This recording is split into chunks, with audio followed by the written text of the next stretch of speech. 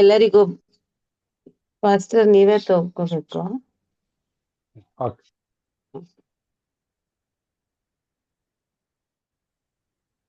Start ಮಾಡಿ.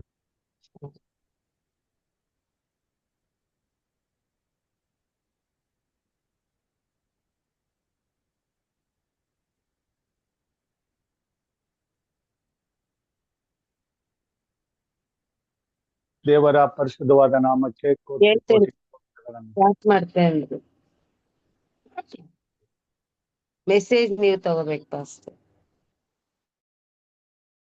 Okay. ಎಲ್ಲರಿಗೂ ಬೆಳಗಿನ ಮುಂಜಾನೆಯ ಶುಭೋದಯಗಳು. ದೇವರು ನಮ್ಮನ್ನ ಕಳೆದ ರಾತ್ರಿ ಎಲ್ಲ ಸುರಕ್ಷಿತವಾಗಿ ಕಾಯ್ದು ಕಾಪಾಡಿ ಮತ್ತೊಂದು ಉದಯ ಕಾಲವನ್ನ ನೋಡ್ತಕ್ಕಂತ ಸೌಭಾಗ್ಯವನ್ನ ಸಣ್ಣ ಹಿಂಡಾಗಿ ಕೂಡಿ ಬಂದಿರತಕ್ಕಂತ ನಮ್ಮೆಲ್ಲರಿಗೂ ಆಶೀರ್ವಾದದಾಯಕವಾಗಿ ಪಾಲಿಸಿದ್ದಾರೆ. ದೇವರಿಗೆ ಕೃತಜ್ಞತೆಯನ್ನ ಸಲ್ಲಿಸುವುದು ಬಹಳಷ್ಟು ಯುಕ್ತವಾಗಿದೆ.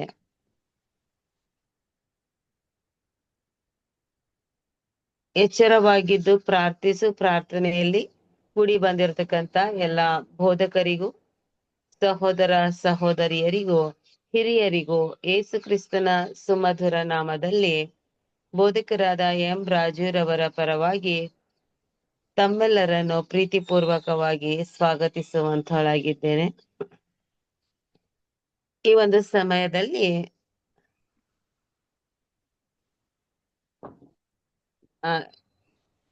ಹಿರಿಕರಾದ ಹೇಮಲತಾ ಭಕ್ತರಾಜ್ರವರು ನಮ್ಮನ್ನ ಪ್ರಾರ್ಥನೆಯಲ್ಲಿ ಮುನ್ನಡೆಸಲು ವಿನಂತಿಸ್ತೇನೆ.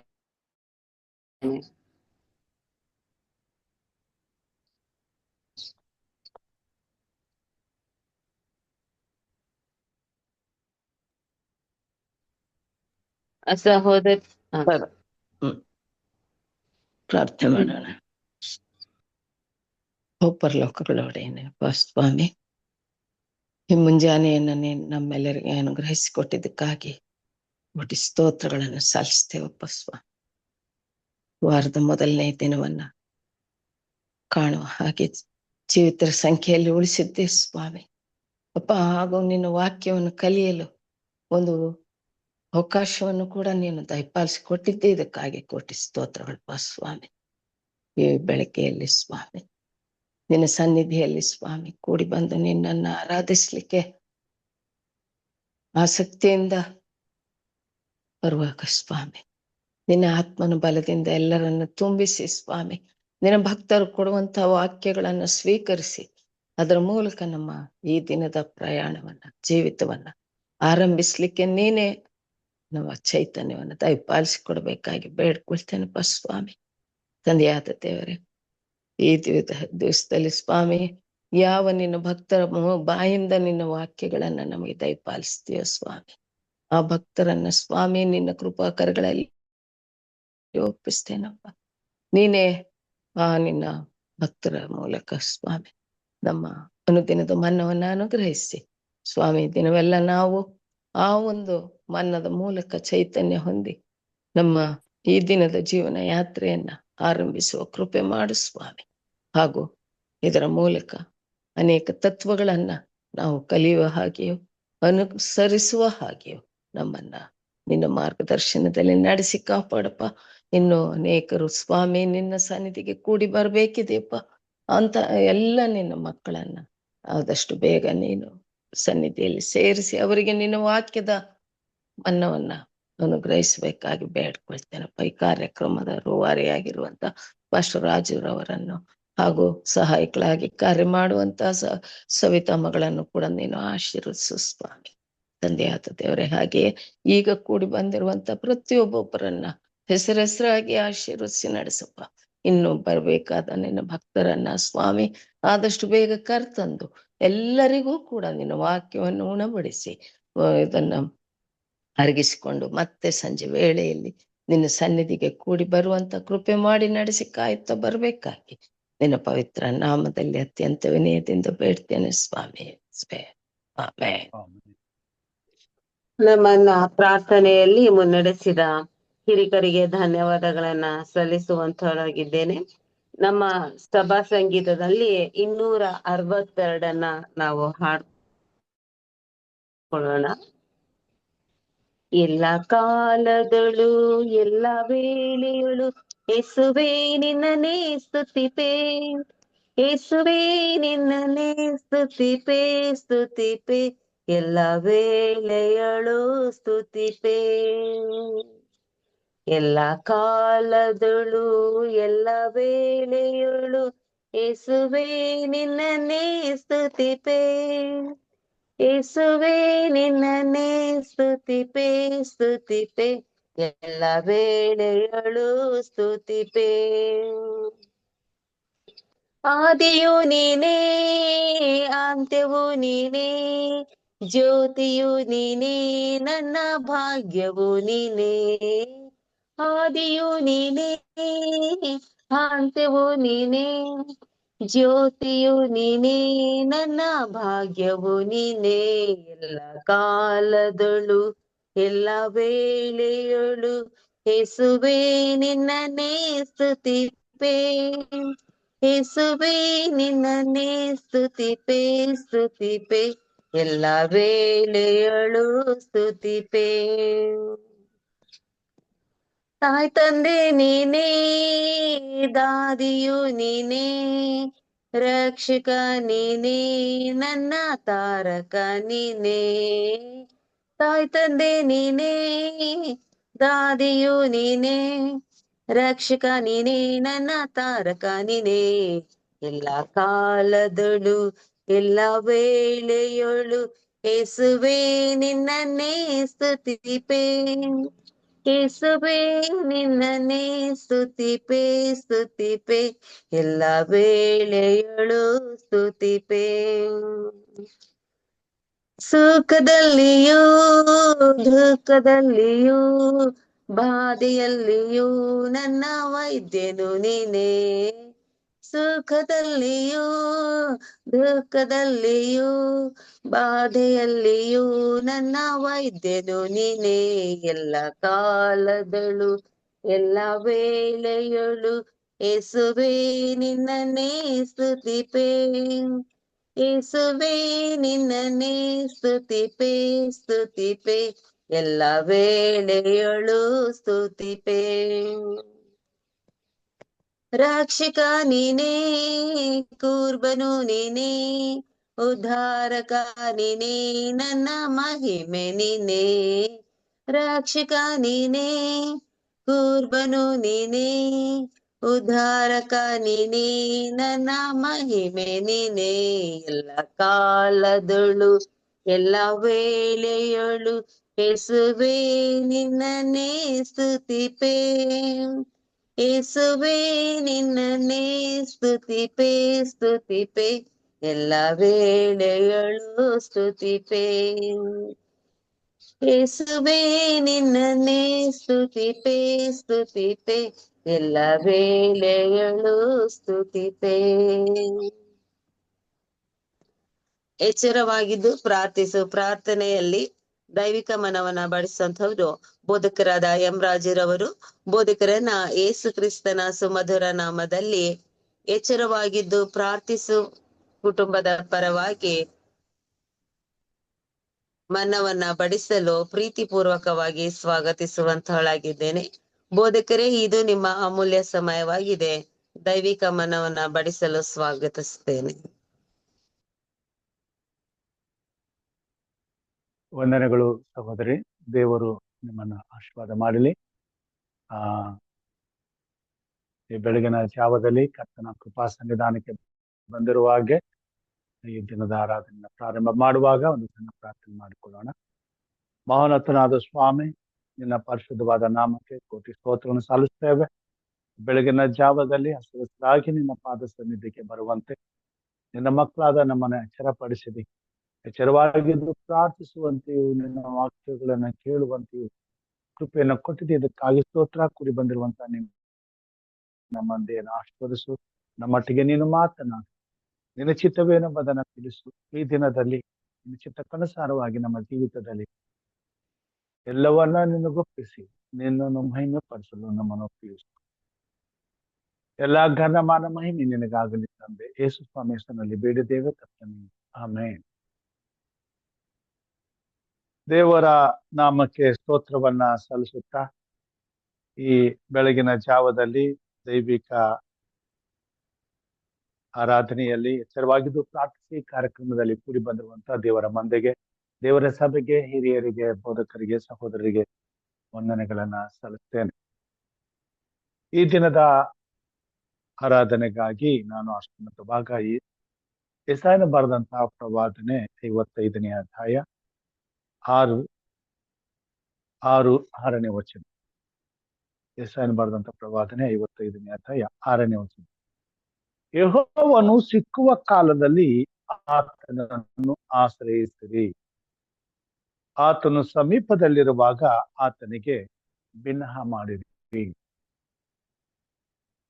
ದೇವರ ವಾಕ್ಯದಲ್ಲಿ ನಾವು ನೋಡುವಂತವರಾಗಿದ್ದೇವೆ, ದೇವರನ್ನ ಆಶ್ರಯಿಸುವುದು ಎಷ್ಟೋ ಒಳ್ಳೆಯದು ಎಂಬುದಾಗಿ. ಇಲ್ಲಿ ಯೆಹೋವನು ಎಂಬುದಾಗಿ ಹೇಳುವಾಗ ಜೀವ ಸ್ವರೂಪನಾದಂತಹ ದೇವರು, ಸರ್ವಶಕ್ತನಾದಂತಹ ದೇವರು, ಪರಾತ್ಪರನು ಉನ್ನತೋನ್ನತನೂ ಆಗಿರುವಂತಹ ದೇವರು, ಭೂಮಿ ಆಕಾಶಗಳನ್ನ ಸೃಷ್ಟಿಸಿದಂತಹ ದೇವರು. ಯೆಹೋವನು ಸಿಕ್ಕುವ ಕಾಲದಲ್ಲಿ ಪ್ರತಿಯೊಬ್ಬ ಮನುಷ್ಯನಿಗೂ ದೇವರು ನಿರಂತರವಾಗಿ ಆತನ ಜೊತೆಯಲ್ಲಿಯೇ ಇರಬೇಕೆಂಬುದಾಗಿ ಬಯಸುವವನಾಗಿ ಹಗಲು ರಾತ್ರಿ ನಮ್ಮನ್ನು ನೆರಳಿನಂತೆ ಕಾಯುತ್ತಾ ನಮ್ಮ ಜೊತೆಯಲ್ಲಿಯೇ ನಿರಂತರವೂ ಆತನು ಇರುವ ಆತನಾಗಿದ್ದಾನೆ. ಕೀರ್ತನೆ ಯೆಶಾಯನು ಬರಿತಾನೆ, ಮಾನವರು ವಿಶೇಷವಾಗಿ ದೇವಜನರು ಆತನನ್ನ ಆಶ್ರಯಿಸಬೇಕು ಎಂಬುದಾಗಿ. ಸಿಕ್ಕುವ ಕಾಲದಲ್ಲಿ ಎಂಬುದಾಗಿ ಹೇಳುವಾಗ ಆತನನ್ನ ನಾವು ತಿರಸ್ಕರಿಸದೆ, ಆತನನ್ನ ಸಮಯಕ್ಕೆ ಸರಿಯಾದಂತ ರೀತಿಯಲ್ಲಿ ನಮ್ಮ ಜೀವಿತದಲ್ಲಿ ನಮ್ಮನ್ನ ಆತನಿಗೆ ಒಪ್ಪಿಸಿಕೊಡಬೇಕಾಗಿದೆ. ಯೆಹೋವನನ್ನು ಸಿಕ್ಕುವ ಕಾಲದಲ್ಲಿ ಆತನನ್ನು ಆಶ್ರಯಿಸಿರಿ. ಆಶ್ರಯಿಸುವುದು ಮಾನವನ ಜೀವಿತಕ್ಕೆ ಬೇರೆ ಯಾವ ದಾರಿಯು ಇಲ್ಲದೆ ಇರುವಂತ ಪರಿಸ್ಥಿತಿಯಾಗಿದೆ. ಈ ಭೂಮಿ ಮೇಲೆ ಪ್ರತಿಯೊಂದಕ್ಕೂ ನಾವು ಇತರರನ್ನ ಆಶ್ರಯಿಸಿನೇ ಬದುಕಬೇಕಾಗಿದೆ. ಎಲ್ಲಾ ಕಾಲಕ್ಕೂ ಯಾವುದಾದ್ರೂ ಒಂದು ರೀತಿಯಲ್ಲಿ ನಾವು ಬೇರೆಯವರ ಸಹಾಯದೊಂದಿಗೆ ಬದುಕಬೇಕಾಗಿದೆ. ದೇವರ ವಾಕ್ಯ ಭಾಗದಲ್ಲಿ ನಾವು ನೋಡ್ತೇವೆ, ಮಾನವನು ತನ್ನಷ್ಟಕ್ಕೆ ತಾನೇ ಯಾವುದೇ ರೀತಿಯಲ್ಲಿ ಯಾವುದೇ ಕೆಲಸವನ್ನು ತನ್ನ ಸ್ವಂತ ಬುದ್ಧಿ, ತನ್ನ ಸ್ವಂತ ಶಕ್ತಿ, ತನ್ನ ಸ್ವಂತ ಆಲೋಚನೆಗಳಿಂದ ಪಡೆದುಕೊಳ್ಳಲಿಕ್ಕೆ ಸಾಧ್ಯವಿಲ್ಲ. ಎಲ್ಲದಕ್ಕೂ ಎಲ್ಲಾ ಸಮಯದಲ್ಲಿಯೂ ಆತನು ಆಶ್ರಯಿಸಲೇಬೇಕಾಗಿದೆ. ಆದರೆ ನಾವು ಈ ಒಂದು ಆಶ್ರಯದ ಜೀವಿತದಲ್ಲಿ ಯಾರನ್ನ ಆಶ್ರಯಿಸಬೇಕು ಎಂಬುದನ್ನ ಆರಿಸಿಕೊಳ್ಳುವಂತ ಅವಕಾಶವನ್ನ ದೇವರು ಮನುಷ್ಯರಿಗೆ ಕೊಟ್ಟಿದ್ದಾನೆ. ಒಂದು ದೇವರನ್ನ, ಇಲ್ಲವೇ ಲೋಕವನ್ನು. ದೇವರು ಇಸ್ರಾಯೇಲರಿಗೆ 2 ಮಾರ್ಗಗಳನ್ನ ಇಟ್ಟು, ಒಂದು ಜೀವದ ಮಾರ್ಗ, ಇನ್ನೊಂದು ಮರಣದ ಮಾರ್ಗ. ಎರಡನ್ನೂ ಅವರ ಮುಂದೆ ಇಟ್ಟು, ನಾನು ನಿಮ್ಮ ಮುಂದೆ ಇಟ್ಟಿದ್ದೇನೆ, ಈಗ ನೀವು ಯಾವ ಮಾರ್ಗದಲ್ಲಿ ನಡೆಯಬೇಕೋ ಅದನ್ನ ಆರಿಸಿಕೊಳ್ಳಿರಿ ಎಂಬುದಾಗಿ ಹೇಳಿದರು. ಪ್ರತಿಯೊಬ್ಬ ಮಾನವನ ಜೀವಿತದಲ್ಲಿಯೂ ಸ್ವಾಮಿ 2 ಮಾರ್ಗಗಳನ್ನು ಇಟ್ಟಿದ್ದಾನೆ. ಒಂದು ಆತನನ್ನ ಆರಿಸಿಕೊಳ್ಳುವುದು, ಇಲ್ಲವೇ ಮರಣವನ್ನು, ಈ ಲೋಕದ ಮಾರ್ಗಗಳನ್ನ ಆರಿಸಿಕೊಳ್ಳುವಂಥದ್ದು. ಧರ್ಮೋಪದೇಶ ಕಾಂಡ 30ನೇ ಅಧ್ಯಾಯ 15ನೇ ವಚನದಲ್ಲಿ ಈ ಮಾತುಗಳನ್ನು ಹೇಳ್ತಾರೆ. ನೋಡ್ರಿ, ನಾನು ಜೀವ ಅಶುಭಗಳನ್ನು, ಮರಣ ಶುಭಗಳನ್ನು ಈಗ ನಿಮ್ಮ ಮುಂದೆ ಇಟ್ಟಿದ್ದೇನೆ. ನಾನು ಈಗ ನಿಮಗೆ ಬೋಧಿಸುವ ಪ್ರಕಾರ ನೀವು ನಿಮ್ಮ ದೇವರಾದ ಯೆಹೋವನನ್ನು ಪ್ರೀತಿಸಿ ಆತನು ಹೇಳಿದ ಮಾರ್ಗದಲ್ಲಿ ನಡೆದು ಆತನ ಆಜ್ಞಾವಿಧಿ ನಿರ್ಣಯಗಳನ್ನು ಅನುಸರಿಸಿದರೆ ನೀವು ಬದುಕಿಕೊಂಡು ಹೆಚ್ಚುವಿರಿ ಮತ್ತು ನೀವು ಸ್ವಾಧೀನ ಮಾಡಿಕೊಳ್ಳುವುದಕ್ಕೆ ಹೋಗುವ ದೇಶದಲ್ಲಿ ನಿಮ್ಮ ದೇವರಾದ ಯೆಹೋವನು ನಿಮ್ಮನ್ನು ಅಭಿವೃದ್ಧಿಪಡಿಸುವನು. ನಮ್ಮ ಆರಿಸಿಕೊಳ್ಳುವಿಕೆಯನ್ನ ದೇವರು ನಮಗೆ ಕೊಟ್ಟು ನಮ್ಮ ಮಾರ್ಗಗಳನ್ನ ನಾವು ರೂಪಿಸಿಕೊಳ್ಳುವುದಕ್ಕೆ ನಮ್ಮನ್ನ ಸ್ವತಂತ್ರಗೊಳಿಸಿದ್ದಾನೆ. ಈ ಲೋಕದಲ್ಲಿ ಮನುಷ್ಯನು ನಿರಂತರವಾಗಿ ಆರಿಸಿಕೊಂಡು ಬಂದದ್ದು ದೇವರ ಮಾರ್ಗಗಳನ್ನ. ಅದಕ್ಕೆ ಬದಲಾಗಿ ವ್ಯರ್ಥವಾದ ಮಾರ್ಗಗಳನ್ನೇ ಆರಿಸಿಕೊಂಡು ಅವುಗಳನ್ನೇ ಆಶ್ರಯಿಸಿ ಬದುಕುತ್ತಾ ಬಂದವನಾಗಿದ್ದಾನೆ.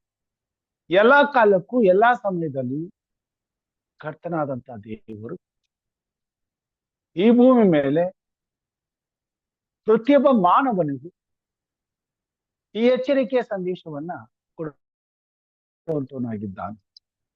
ಯೆಹೋವನು ಸಿಕ್ಕುವ ಕಾಲದಲ್ಲಿ ಆತನನ್ನು ಆಶ್ರಯಿಸಿರಿ, ಅಂದ್ರೆ ಆತನ ಮಾರ್ಗಗಳನ್ನ ಅನುಸರಿಸಿರಿ, ಆತನ ಚಿತ್ತಕ್ಕೆ ವಿಧೇಯರಾಗಿರಿ, ಆತನಿಗೆ ಶರಣಾಗಿರಿ. ಕೀರ್ತನೆಗಳು ಹೇಳ್ತಾನೆ 33ನೇ ಅಧ್ಯಾಯ 15ರಿಂದ 18 ವಚನಗಳ ತನಕ ಹೀಗೆ ಹೇಳ್ತಾನೆ. 19 ವಚನಗಳ ತನಕ ಓದ್ಕೊಳ್ಳೋಣ. 33ನೇ ಅಧ್ಯಾಯ 15ರಿಂದ 19 ವಚನಗಳ ತನಕ. ಅವರೆಲ್ಲರ ಹೃದಯವನ್ನು ನಿರ್ಮಿಸಿದವನು, ಅವರ ಕೃತ್ಯಗಳನ್ನು ವಿವೇಚಿಸುವವನು ಆತನೇ. ಮಹಾಸೇನ ಬಲದಿಂದಾಗಲಿ ಯಾವ ಅರಸನಿಗೂ ಜಯವಾಗುವುದಿಲ್ಲ, ಯಾವ ಸೂರನು ಅಧಿಕವಾದ ಭುಜಬಲದ ದೆಸೆಯಿಂದ ಸುರಕ್ಷಿತನಾಗಿರುವುದಿಲ್ಲ. ಜೀವ ರಕ್ಷಣೆಗಾಗಿ ಕುದುರೆಯು ಪ್ರಯೋಜನವಿಲ್ಲ, ಅದು ತನ್ನ ವಿಶೇಷ ಬಲದಿಂದ ಯಾರನ್ನು ರಕ್ಷಿಸಲಾರದು. ಯೆಹೋವನಾದರೋ ತನ್ನಲ್ಲಿ ಭಯಭಕ್ತಿಯುಳ್ಳವರನ್ನು ಕಟಾಕ್ಷಿಸುತ್ತಾನೆ, ತನ್ನ ಕೃಪೆಯನ್ನು ನಿರೀಕ್ಷಿಸುವವರನ್ನು ಲಕ್ಷಿಸುತ್ತಾನೆ. ಅವರ ಪ್ರಾಣವನ್ನು ಮರಣದಿಂದ ತಪ್ಪಿಸುವನು, ಬರಗಾಲದಲ್ಲಿ ಅವರ ಜೀವವನ್ನು ಉಳಿಸುವನು. ಈ ಲೋಕದಲ್ಲಿ ಮನುಷ್ಯನು ಯಾವುದನ್ನು ಆರಿಸಿಕೊಳ್ಳಬೇಕೋ ಅದನ್ನ ಆರಿಸಿಕೊಳ್ಳುವಿಕೆಯಲ್ಲಿ ಸರಿಯಾದದ್ದನ್ನ ಆರಿಸಿಕೊಂಡರೆ ಅವನು ಸುರಕ್ಷಿತನಾಗಿ ಇರ್ತಾನೆ ಎಂಬುದಾಗಿ ಕೀರ್ತನೆಗಾರನು ಬರೀತಾನೆ. ಆರಿಸಿಕೊಳ್ಳುವುದರಲ್ಲಿ ತಪ್ಪಾದ ಮಾರ್ಗಗಳನ್ನ ಆರಿಸಿಕೊಂಡ್ರೆ ಅವನ ಜೀವಿತದಲ್ಲಿ ಯಾವಾಗಲೂ ಅಸುರಕ್ಷತೆ ನಿರಂತರವಾಗಿ ಆತನನ್ನ ಎದುರುಗೊಳ್ಳುತ್ತದೆ. ಸುರಕ್ಷತೆ ಇಲ್ಲದೆ ಜೀವಿತದಲ್ಲಿ ಆತನು ಬದುಕ್ತಾನೆ. ಪ್ರತಿಯೊಬ್ಬರಿಗೂ ಈ ಸತ್ಯ ಗೊತ್ತಿದ್ದು ಸಹ ಸಮಯ ಸಂದರ್ಭಗಳಲ್ಲಿ ದೇವರ ಮಾರ್ಗಗಳನ್ನ ಅಲ್ಲಗಳೆದು ದೇವರ ಚಿತ್ತಕ್ಕೆ ವಿರುದ್ಧವಾಗಿ ಬದುಕುವಂತ ಪ್ರಯತ್ನವನ್ನ ಮಾಡ್ತೇವೆ. ಈ ಲೋಕದಲ್ಲಿ ನಮ್ಮ ಕಣ್ಣಿಗೆ ಕಾಣುವಂತ ಕಾರ್ಯಗಳ ಮೇಲೆ ಭರವಸೆ ಇಡ್ತೇವೆ, ಜನರ ಮೇಲೆ, ನಮ್ಮ ಸ್ವಂತ ಬುದ್ಧಿ ಮೇಲೆ, ನಮ್ಮಲ್ಲಿರುವಂತಹ ಹಣ, ಆಸ್ತಿ, ಐಶ್ವರ್ಯದ ಮೇಲೆ, ಇವುಗಳ ಮೇಲೆ ಆತುಕೊಂಡು ನಮ್ಮ ನಡವಳಿಕೆಯನ್ನು ರೂಪಿಸ್ಕೊಳ್ತೇವೆ. ಯಾವಾಗ ಈ ಲೋಕದಲ್ಲಿ ನಮ್ಮ ಆಲೋಚನೆಗಳು ಲೋಕದವುಗಳ ಮೇಲೆ ಭರವಸೆ ಬಿಟ್ಟು ಅವುಗಳನ್ನ ಅವಲಂಬಿಸಿ ಬದುಕುತ್ತೇವೆ, ನಿಶ್ಚಯವಾಗಿ ಮನುಷ್ಯನು ಸೋಲನ್ನ ಅನುಭವಿಸುವಂತವನಾಗ್ತಾನೆ, ನಷ್ಟವನ್ನ ಅನುಭವಿಸಬೇಕಾಗ್ತದೆ. ಕಷ್ಟ ಸಂಕಷ್ಟಗಳು ಬಂದಾಗ ಸಂಪೂರ್ಣವಾಗಿ ಕೈ ಬಿಡಲ್ಪಡುವಂತವನಾಗಿರ್ತಾನೆ. ಪ್ರತಿಯೊಬ್ಬ ಮಾನವನ ಬದುಕು ಹೀಗೆ ಆಗಿರುವಂತದ್ದಾಗಿದೆ. ಈ ಭೂಮಿಯನ್ನು ಆಳಿದಂತ ರಾಜ ಮಹಾರಾಜರುಗಳು ಸಹ ಸ್ವಂತ ಭುಜ ಬಲದಿಂದ, ಸೇನಾ ಬಲದಿಂದ, ತಮ್ಮಲ್ಲಿರುವಂತ ಹೆಗ್ಗಳಿಕೆಯಿಂದ ಬದುಕುವಾಗ ಅವರು ಕೈ ಬಿಡಲ್ಪಟ್ಟವರಾಗಿ ಅವರ ರಾಜ್ಯವು ನಾಶವಾಗಿರುವುದನ್ನ ನಾವು ನೋಡುವಂತವರಾಗಿದ್ದೇವೆ. ಅಧಿಕ ಜ್ಞಾನದಿಂದ ತುಂಬಿದಂತ ವ್ಯಕ್ತಿಯೂ ಸಹ ಈ ಭೂಮಿ ಮೇಲೆ ತನ್ನ ಜ್ಞಾನದಿಂದಲೇ ಆತನು ಅವಸಾನ ಹೊಂದಿರುವುದನ್ನ ನಾವು ನೋಡಿರುವಂತವರಾಗಿದ್ದೇವೆ. ಎಷ್ಟೇ ಶಕ್ತಿವಂತರಾಗಿ, ಆರೋಗ್ಯವಂತರಾಗಿ, ಎಷ್ಟೇ ಯಾವುದೇ ವಿಷಯಗಳಲ್ಲಿ ತಮ್ಮ ಸುರಕ್ಷತೆಗಾಗಿ ಈ ತರ ತಮ್ಮ ಬುದ್ಧಿವಂತಿಕೆಯ ಮೇಲೆ ಬದುಕಲು ಪ್ರಯತ್ನ ಮಾಡಿದಂತ ಮಾನವರ ಜೀವಿತದಲ್ಲಿ ಒಂದೊಂದು ದಿವಸ ಅವರ ಯಾವ ಪ್ರಯತ್ನಗಳು ಸಫಲವಾಗದೆ, ದಾರಿ ಕಾಣದೆ ತಮ್ಮ ಜೀವವನ್ನ ಮರಣಕ್ಕೆ ಒಪ್ಪಿಸುವುದನ್ನ ನಾವು ನೋಡಿದವರಾಗಿದ್ದೇವೆ. ಈ ಲೋಕದಲ್ಲಿ ಪ್ರತಿಯೊಬ್ಬ ಮನುಷ್ಯನು ತನ್ನ ಸುರಕ್ಷತೆಗಾಗಿ ಆರಿಸಿಕೊಳ್ಳಬೇಕಾದಂತ ಮಾರ್ಗ ಜೀವ ಸ್ವರೂಪನಾದಂತ ದೇವರನ್ನೇ ಆಶ್ರಯಿಸುವಂಥದ್ದು. ಯಾಕಂತಂದ್ರೆ ಈ ಲೋಕದಲ್ಲಿ ದೇವರ ವಾಕ್ಯದ ಪ್ರಕಾರವಾಗಿ ಭೂಮಿಯು ಅದರಲ್ಲಿರುವಂತ ಸಮಸ್ತವು ಯೆಹೋವನದೇ, ಲೋಕವು ಅದರ ನಿವಾಸಿಗಳು ಆತನದೇ ಎಂಬುದಾಗಿ ನಾವು ನೋಡುವಂತರಾಗ್ತೇವೆ. ಮತ್ತು ಬದುಕುತ್ತಾ ಜೀವಿಸುವಂತಹ ಪ್ರತಿಯೊಂದು ಜೀವಿಗೂ ದೇವರೇ ಆಧಾರವಾಗಿದ್ದಾನೆ.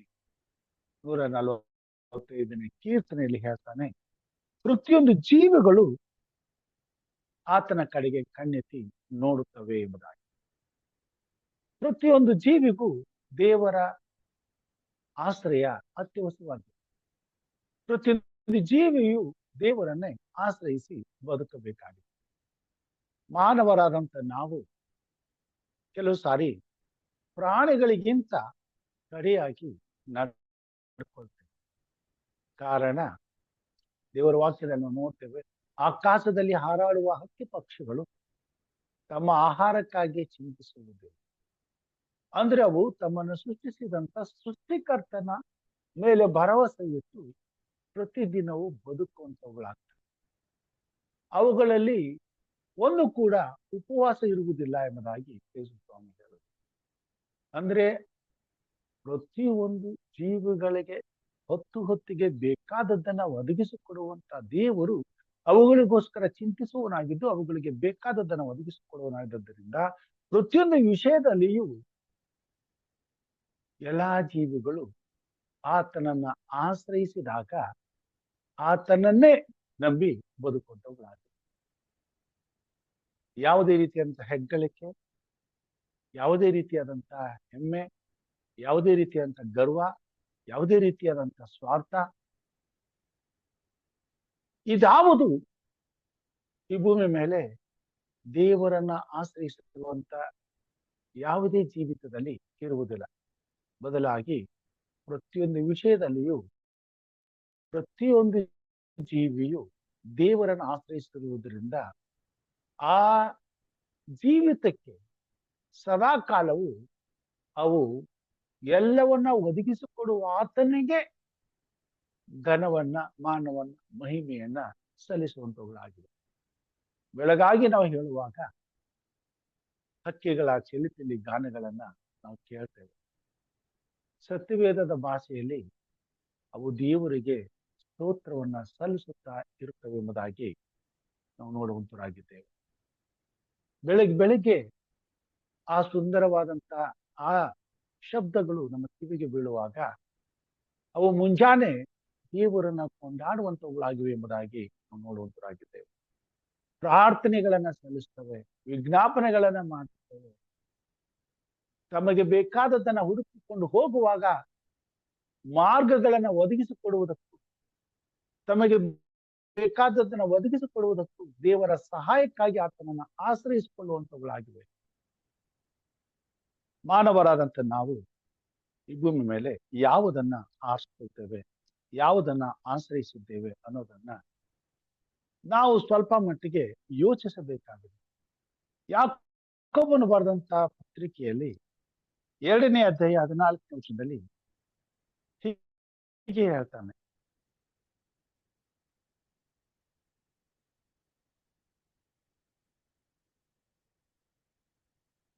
ನಾಲ್ಕನೇ ಅಧ್ಯಾಯ 13ನೇ ವಚನದಲ್ಲಿ, ಈ ಹೊತ್ತು ಇಲ್ಲವೇ ನಾಳೆ ನಾವು ಇಂಥ ಪಟ್ಟಣಕ್ಕೆ ಹೋಗಿ ಅಲ್ಲಿ ಒಂದು ವರ್ಷವಿದ್ದು ವ್ಯಾಪಾರವನ್ನು ಮಾಡಿ ಲಾಭವನ್ನು ಸಂಪಾದಿಸುತ್ತೇವೆ ಅನ್ನುವವರೇ ಕೇಳಿರಿ.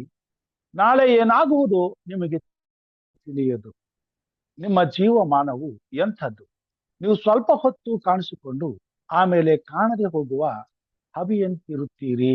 ಆದುದರಿಂದ ನೀವು ಅಂಥ ಮಾತನ್ನು ಬಿಟ್ಟು ದೇವರ ಚಿತ್ತವಾದರೆ ನಾವು ಬದುಕಿ ಈ ಕೆಲಸವನ್ನಾಗಲಿ ಆ ಕೆಲಸವನ್ನಾಗಲಿ ಮಾಡುವೆವು ಎಂದು ಹೇಳಬೇಕು. ಶಿಷ್ಯರಾದಂತ ಯಾಕೋಬನು ಈ ಮಾತನ್ನ ಬರೆಯುವಂತನಾಗಿದ್ದಾನೆ. ವಿಶೇಷವಾಗಿ ದೇವರನ್ನ ಅರಿತಂತ ದೇವ ಜನಾಂಗಕ್ಕೆ ಈ ಮಾತನ್ನ ಬರೀತಾನೆ. ಕಾರಣ ಏನು? ನಾವು ಈಗಾಗಲೇ ವಂಚಿಸಲ್ಪಟ್ಟವರಾಗಿದ್ದೇವೆ ಮತ್ತು ನಿರಂತರವೂ ವಂಚಿಸಲ್ಪಡುವಂತ ಒಂದು ಬಲಹೀನತೆಗೆ ಒಳಗಾಗಿ ಬದುಕುತ್ತಿರುವಂತವರಾಗಿದ್ದೇವೆ. ಆದುದರಿಂದಲೇ ಸೈತಾನನು ಎಲ್ಲಾ ಸಮಯದಲ್ಲಿಯೂ ದೇವರ ಆದುಕೊಂಡವರನ್ನು ಸಹ ವಂಚಿಸುವುದಕ್ಕಾಗಿ ಹಾತೊರೆಯುತ್ತವನ್ನ ಮತ್ತು ಶೋಧನೆಗಳನ್ನ ನಮ್ಮ ಮುಂದೆ ಬರಮಾಡುವಂತವನಾಗಿದ್ದಾನೆ. ಶೋಧನೆಗಳ ಮುಖಾಂತರವಾಗಿ ನಮ್ಮನ್ನು ಎದುರಿಸಿ ನಮಗಿರುವಂತ ದೇವರ ನಿಷ್ಠೆಯನ್ನ, ದೇವರ ಮೇಲೆ ಪ್ರೀತಿಯನ್ನ, ದೇವರ ಭಕ್ತಿಯನ್ನ ಕೆಡಿಸುವಂತ ಪ್ರಯತ್ನವನ್ನ ಮಾಡ್ತಾನೆ. ಅಂತ ಸಂದರ್ಭದಲ್ಲಿ ತಾನೇ ದೇವರ ಮಕ್ಕಳಾದಂತ ನಾವು ನಮ್ಮ ಮಾರ್ಗಗಳನ್ನು ಯಾವುದೇ ರೀತಿಯಲ್ಲಿ ಸೈತಾನನ ಕೈಗೆ ಒಪ್ಪಿಸಿ ಅಥವಾ ನಮ್ಮ ಸ್ವಂತ ಬುದ್ಧಿ, ನಮ್ಮ ಸ್ವಂತ ಆಲೋಚನೆ, ಈ ಲೋಕದಲ್ಲಿ ಕಣ್ಣಿಗೆ ಕಾಣುವಂತ ಭರವಸೆಗಳ ಮೇಲೆ ಆತುಕೊಳ್ಳದೆ ಕರ್ತನಲ್ಲಿ ದೃಢವಾಗಿ ನಿಲ್ಲುವುದಕ್ಕೋಸ್ಕರ ನಮ್ಮ ನಂಬಿಕೆಯಲ್ಲಿ ಸ್ಥಿರವಾಗಿದ್ದುಕೊಂಡು ನಮ್ಮನ್ನು ಸೃಷ್ಟಿಸಿದಂತಹ ಸೃಷ್ಟಿಕರ್ತನ ಮೇಲೆ ಆತುಕೊಂಡು ಆತನಲ್ಲಿಯೇ ಭಯಭಕ್ತಿಯುಳ್ಳವರಾಗಿ ಜೀವಿಸಬೇಕಾಗಿದೆ. ಯಾವ ಕಾರಣಕ್ಕೂ ನಮ್ಮ ಸ್ವಂತ ಬುದ್ಧಿಯಿಂದಾಗಲಿ, ಬಲದಿಂದಾಗಲಿ, ನಮ್ಮ ಸ್ವಂತ ಆಲೋಚನೆಗಳಿಂದಾಗಲಿ ಇಂಥದ್ದನ್ನ ನಾವು ಮಾಡ್ತೇವೆ ಅನ್ನುವಂತ ಅತೀವ್ರವಾದಂತ ಭರವಸೆಗೆ ನಾವು ಒಳಪಡಬಾರದು. ಯಾವುದೇ ಸಮಯದಲ್ಲಿಯೂ ನಮ್ಮ ಜೀವಿತಕ್ಕೆ ಯಾವುದೇ ವಿಷಯವನ್ನು ನಾವು ಪಡೆದುಕೊಳ್ಳಬೇಕಾದ್ರೆ ಅದರಲ್ಲಿ ದೇವರ ಕೃಪೆಯು ಅತ್ಯಗತವಾಗಿದೆ. ದೇವರ ನಡೆಸುವಿಕೆಯು ಅವಶ್ಯಕತೆ ಇದೆ. ದೇವರ ಒದಗಿಸಿಕೊಡುವಿಕೆಯಲ್ಲಿ ಇಂದಿನ ನನ್ನ ಜೀವಿತ ಸಫಲವಾಗುವಂತದ್ದಾಗಿರುತ್ತದೆ ಮತ್ತು ನಾನು ಸುರಕ್ಷಿತನಾಗಿರ್ತೇನೆ, ನಾನು ಜಯಶಾಲಿ ಆಗ್ತೇನೆ, ನಾನು ಆಶೀರ್ವದಿಸಲ್ಪಡ್ತೇನೆ. ಈ ರೀತಿಯಾದಂತ ಭಾವನೆ ನಮ್ಮ ಜೀವಿತದಲ್ಲಿ ಸದಾಕಾಲ ಇರಬೇಕಾಗಿದೆ. ಆಶ್ರಯಿಸುವುದು ಎಂಬುದಾಗಿ ಹೇಳುವಾಗ ಶರಣಾಗತರಾಗುವಂಥದ್ದು, ಶರಣರಾಗುವಂಥದ್ದು, ಎಲ್ಲಾ ವಿಷಯದಲ್ಲಿ ನಮ್ಮ ಜೀವಿತವನ್ನ ಕರ್ತನ ಚಿತ್ತಕ್ಕೆ ಒಪ್ಪಿಸಿಕೊಡುವಂಥದ್ದು, ನಾವು ನಿರಾಯುಧರಾಗುವಂಥದ್ದು. ಯಾವ ವಿಷಯದಲ್ಲಿ ಆದರೂ ನಮ್ಮ ಸ್ವಾರ್ಥವನ್ನಾಗಲಿ, ನಮ್ಮ ಸ್ವಂತಿಕೆಯನ್ನಾಗಲಿ, ನಮ್ಮಲ್ಲಿರುವಂತ ಸಾಮರ್ಥ್ಯವನ್ನಾಗಲಿ ಪ್ರದರ್ಶಿಸುವ ಪ್ರಯತ್ನವನ್ನ ಮಾಡದೆ ಪ್ರತಿಯೊಂದು ವಿಷಯದಲ್ಲಿಯೂ ದೇವರ ಸಹಾಯವನ್ನ ಎದುರು ನೋಡುತ್ತಾ ಎಲ್ಲವನ್ನ ಆತನ ಚಿತ್ತಕ್ಕೆ ಒಪ್ಪಿಸಿ ಎಲ್ಲಾ ಕಾರ್ಯಗಳಲ್ಲಿ ಆತನನ್ನೇ ಆಶ್ರಯಿಸಿ ಪ್ರತಿಯೊಂದು ವಿಷಯದಲ್ಲಿಯೂ ಆತನಿಗೆ ಘನತೆಯನ್ನ ಸಲ್ಲಿಸುತ್ತಾ ಪ್ರತಿಯೊಂದು ಉಪಕಾರಕ್ಕೂ ಆತನಿಗೆ ಸ್ತೋತ್ರಗಳನ್ನ ಸಲ್ಲಿಸುತ್ತಾ ಆತನನ್ನ ಮೆಚ್ಚಿಸುವಂತ, ಆತನಿಗೆ ಮೆಚ್ಚುಗೆ ಆಗುವಂತ ಜೀವಿತವನ್ನ ನಾವು ಅನುಸರಿಸಬೇಕಾಗಿದೆ ಎಂಬುದನ್ನ ಯಾಕೋಬನು ತಿಳಿಸುವಂತನಾಗಿದ್ದಾನೆ. ಈ ಭೂಮಿ ಮೇಲೆ ನಾವು ಬಹುಕಾಲ ಬದುಕಿ ಸಂತೋಷದಿಂದ ಜೀವಿಸಬೇಕಾದ್ರೆ ನಮ್ಮೆಲ್ಲ ನಡವಳಿಕೆಗಳಲ್ಲಿ ದೇವರಿಗೆ ಶರಣಾಗಿ ವಿಧೇಯರಾಗಿ ಜೀವಿಸಬೇಕಾಗಿದೆ. ಅದಕ್ಕಾಗಿ ಆತನನ್ನೇ ಆಶ್ರಯಿಸಬೇಕಾಗಿದೆ. ಯಾವಾಗ ನಮ್ಮ ಎಲ್ಲ ಜೀವಿತಕ್ಕಾಗಿ, ಎಲ್ಲ ಅವಶ್ಯಕತೆಗಳಿಗಾಗಿ ದೇವರನ್ನ ಎದುರು ನೋಡುತ್ತೇವೆ, ಆಗ ಪ್ರತಿಯೊಂದು ನಿಮಿಷದಲ್ಲಿಯೂ, ಪ್ರತಿಯೊಂದು ಕಾರ್ಯದಲ್ಲಿಯೂ, ಪ್ರತಿಯೊಂದು ವಿಷಯದಲ್ಲಿಯೂ ಸಹಾಯಕ್ಕಾಗಿ ನಾವು ಸೃಷ್ಟಿಕರ್ತನಾದಂತ ದೇವರ ಬಳಿಗೆ ಹೋಗುವಂತವರಾಗ್ತೇವೆ, ಮೊರೆ ಇಡುವಂತವರಾಗ್ತೇವೆ ಮತ್ತು ಆತನಿಂದ ಎಲ್ಲಾ ಕಾರ್ಯಗಳಲ್ಲಿ ನಮ್ಮನ್ನ ನಡೆಸುವುದಕ್ಕಾಗಿ ನಮ್ಮನ್ನು ಒಪ್ಪಿಸಿಕೊಡುವಂತವರಾಗ್ತೇವೆ. ಯಾವಾಗ ನಾವು ಪ್ರತಿಯೊಂದನ್ನು ದೇವರ ಚಿತ್ತಕ್ಕೆ ಒಪ್ಪಿಸಿಕೊಡ್ತೇವೆ, ಆವಾಗ ನಮ್ಮ ಜೀವಿತದಲ್ಲಿ ಕೆಲವೊಂದು ನಡೀತದೆ, ಕೆಲವೊಂದು ನಡೆಯುವುದಿಲ್ಲ. ಕೆಲವೊಂದು ಸಫಲವಾಗ್ತದೆ, ಕೆಲವೊಂದು ಸಫಲವಾಗುವುದಿಲ್ಲ. ಕೆಲವೊಂದು ಸಿಗ್ತದೆ, ಕೆಲವೊಂದು ಸಿಗುವುದಿಲ್ಲ. ಇಂಥ ಸಂದರ್ಭಗಳಲ್ಲಿ ನಮ್ಮನ್ನು ನಡೆಸುವ ಆತನ ಚಿತ್ತಕ್ಕೆ ನಮ್ಮನ್ನು ಒಪ್ಪಿಸಿಕೊಡುವಾಗ ಯಾವಾಗ ನಮಗೆ ಸಿಗುತ್ತದೆ, ಸಫಲರಾಗ್ತೇವೆ, ಆವಾಗ ನಾವು ನಮಗೆ ಒದಗಿಸಲ್ಪಟ್ಟಿದ್ದಕ್ಕಾಗಿ ಆತನಿಗೆ ಕೃತಜ್ಞತೆಯನ್ನು ಸಲ್ಲಿಸುತ್ತಾ ಆತನನ್ನು ಆರಾಧಿಸ್ತೇವೆ. ಯಾವಾಗ ನಮಗೆ ಸಿಗುವುದಿಲ್ಲ, ಆವಾಗ ನಮಗೆ ಇದು ದೇವರ ಚಿತ್ತ ಇಲ್ಲ, ಇದರಲ್ಲಿ ದೇವರು ಸಂತೋಷಿಸುವುದಿಲ್ಲ, ನಮಗೆ ಇದು ಬೇಕು ಎಂಬುದಾಗಿ ದೇವರಿಗೆ ಅನಿಸಿಲ್ಲ, ಇದರ ಅವಶ್ಯಕತೆ ನಮಗೆ ಇಲ್ಲ, ಅದಕ್ಕಾಗಿ ಇದನ್ನ ಕರ್ತನು ನನಗೆ ಕೊಟ್ಟಿಲ್ಲ, ಯಾವುದನ್ನ ದೇವರು ನನಗೆ ಕೊಡಲಿಲ್ಲ, ಅದಕ್ಕಾಗಿ ನಾನು ಪ್ರಯಾಸ ಪಡುವುದಿಲ್ಲ. ಬದಲಾಗಿ ಆತನು ನಮಗೆ ಕೊಡದೆ ಹೋದಾಗ ನಾವು ಸೋಲನ್ನು ಅನುಭವಿಸಿದಾಗ ನಮ್ಮ ಅವಶ್ಯಕತೆಗಳಲ್ಲಿ ನಮ್ಮ ಇಚ್ಛೆಯಂತೆ, ನಮ್ಮ ಆಸೆಯಂತೆ, ನಮ್ಮ ನಿರೀಕ್ಷೆಯಂತೆ ಸಿಗದೆ ಹೋದಾಗ್ಯೂ ದೇವರ ಚಿತ್ತಕ್ಕೆ ಒಪ್ಪಿಸಿಕೊಡುವಾಗ ನಾವು ನಿರಾಶೆಗೊಳ್ಳುವುದಿಲ್ಲ. ಕರ್ತನ ಚಿತ್ತದಂತೆ ನಡೆಯಲಿ ಎಂಬುದಾಗಿ ಒಪ್ಪಿಸಿಕೊಡ್ತೇವೆ. ಅನೇಕ ಸಾರಿ ನಾವು ಬಹಳ ನಿರೀಕ್ಷೆ ಉಳ್ಳವರಾಗಿ ಪ್ರಾರ್ಥನೆಯನ್ನು ಮಾಡ್ತೇವೆ, ಭರವಸೆ ಉಳ್ಳವರಾಗಿ ಹೋಗ್ತೇವೆ. ನಾವು ಅಂದುಕೊಂಡದ್ದು ಅಲ್ಲಿ ನಡೆಯದೆ ಹೋಗುವಂಥದ್ದಾಗಿರ್ತದೆ. ಎಷ್ಟೋ ಜನರು ತಾವು ಬಯಸಿದ್ದು ಸಿಗಲಾರದೆ ಹೋದ ಕಾರಣ ಆ ಕ್ಷಣದಲ್ಲಿ ತಪ್ಪಾದ ತೀರ್ಮಾನಗಳನ್ನು ಮಾಡಿಕೊಂಡು ದೇವರೇ ಇಲ್ಲ ಎಂಬ ಒಂದು ತೀರ್ಮಾನಕ್ಕೆ ಬರ್ತಾರೆ. ಅಥವಾ ನನಗೆ ಯಾರು ಸಹಾಯ ಮಾಡಲಿಲ್ಲ, ನನಗೆ ಮೋಸ ಮಾಡಿದ್ರು, ಧೋಕ ಆಯಿತು, ಅದಕ್ಕಾಗಿ ಹೀಗಾಯಿತು, ಇಂಥ ತೀರ್ಮಾನಗಳಿಗೆ ಬರ್ತಾರೆ. ಇಂಥ ತೀರ್ಮಾನಕ್ಕೆ ಬಂದಾಗ ಒಂದು, ದೇವರನ್ನ ಅಪಾರ್ಥ ಮಾಡಿಕೊಂಡು ತಮಗೆ ತಾವು ನಷ್ಟವನ್ನು ಉಂಟು ಮಾಡಿಕೊಳ್ತಾರೆ. ಇಲ್ಲ, ಇತರರನ್ನ ಅಪಾರ್ಥ ಮಾಡಿಕೊಂಡು ಅವರಿಗೆ ನಷ್ಟವನ್ನು ಉಂಟು ಮಾಡುವಂತ ಪ್ರಯತ್ನವನ್ನ ಮಾಡ್ತಾರೆ. ಇವರಿಂದ ಹಾಗಾಯ್ತು, ಅವರಿಂದ ಹೀಗಾಯ್ತು, ಇವ್ರು ನಂಬಿ ಹೋದದಕ್ಕೆ ಹಾಗಾಯ್ತು, ಇವರು ಮೋಸ ಮಾಡಿದ್ರು. ದೇವರ ಮೇಲೆ ಭರವಸೆ ಇಟ್ಟವರು ತಮ್ಮ ಜೀವಿತದಲ್ಲಿ ಆಗು ಹೋಗುಗಳಿಗೆ ದೇವರ ಚಿತ್ತಕ್ಕೆ ಒಪ್ಪಿಸಿಕೊಡುವಾಗ ಒಳ್ಳೆಯದಾಗಲಿ ಕೆಟ್ಟದ್ದಾಗಲಿ ಅದನ್ನು ಸಮಾನಾಂತರವಾಗಿ ಸ್ವೀಕರಿಸುವಂತವರಾಗ್ತಾರೆ. ಅದನ್ನೇ ತಾನೇ ಯಾಕೋಬನು ನಮಗೆ ತಿಳಿಸುವಂತವನಾಗಿದ್ದಾನೆ. ಕಷ್ಟ ಬಂದಾಗ ಕುಗ್ಗದೆ, ಸುಖ ಬಂದಾಗ ಹಿಗ್ಗದೆ, ಯಾವಾಗಲೂ ಎಲ್ಲದರಲ್ಲಿಯೂ ಕರ್ತನಲ್ಲಿ ಸಂತೋಷಿಸುವಂಥದ್ದು, ಕರ್ತನಲ್ಲಿ ಉಲ್ಲಾಸಿಸುವಂಥದ್ದು. ಅದನ್ನೇ ಕೊಲೊಸ್ಸೆ ಪತ್ರಿಕೆಯಲ್ಲಿ ಹೇಳ್ತಾನೆ, ಎಲ್ಲಾ ಸಮಯದಲ್ಲಿ ಸಂತೋಷ ಪಡ್ರಿ, ಉಲ್ಲಾಸ ಪಡ್ರಿ. ಎಲ್ಲಾ ಸಮಯದಲ್ಲೂ ಸಂತೋಷ ಪಟ್ಟು ಎಲ್ಲಾ ಸಮಯದಲ್ಲೂ ಉಲ್ಲಾಸ ಪಡಬೇಕಾಗುತ್ತೆ. 2 ಥೆಸಲೋನಿಕದವರ ಪತ್ರಿಕೆಯಲ್ಲಿ ಹೇಳ್ತಾರೆ. ಕೊಲೊಸ್ಸೆದವರ ಪತ್ರಿಕೆ 1ನೇ ಥೆಸಲೋನಿಕ ಪತ್ರಿಕೆ 5ನೇ ಅಧ್ಯಾಯ 17ನೇ ವಚನದಲ್ಲಿ ಹೇಳ್ತಾನೆ, ಯಾವಾಗಲೂ ಸಂತೋಷಿಸಿರಿ, ಎಡೆಬಿಡದೆ ಪ್ರಾರ್ಥನೆ ಮಾಡಿರಿ, ಎಲ್ಲದರಲ್ಲಿಯೂ ಕೃತಜ್ಞ ಮಾಡಿರಿ. ಇದೇ ನಿಮ್ಮ ವಿಷಯವಾಗಿ ಕ್ರಿಸ್ತ ಯೇಸುವಿನಲ್ಲಿ ತೋರಿ ಬಂದ ದೇವರ ಚಿತ್ತ ಎಂಬುದಾಗಿ.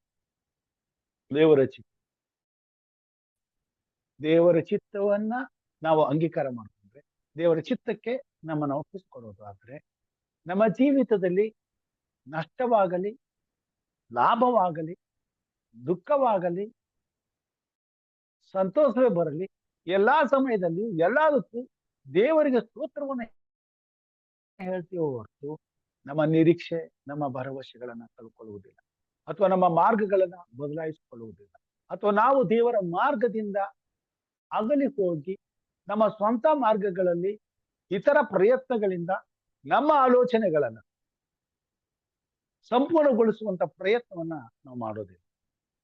ಈ ಲೋಕದಲ್ಲಿ ಅಂತ ಕಾರ್ಯಗಳು ನಡೀತವೆ. ಎಷ್ಟೋ ಭಕ್ತರಾಗಿದ್ರು, ಎಷ್ಟೋ ದೇವರಲ್ಲಿ ಭಯಭಕ್ತರಾಗಿ ನಡ್ಕೊತಕ್ಕವರಾಗಿದ್ರು, ತಾವು ಅಂದುಕೊಂಡ ಕೆಲಸ ಆಗದೆ ಹೋದಾಗ ಅನ್ಯ ಮಾರ್ಗಗಳನ್ನ ಹುಡುಕ್ತಾರೆ.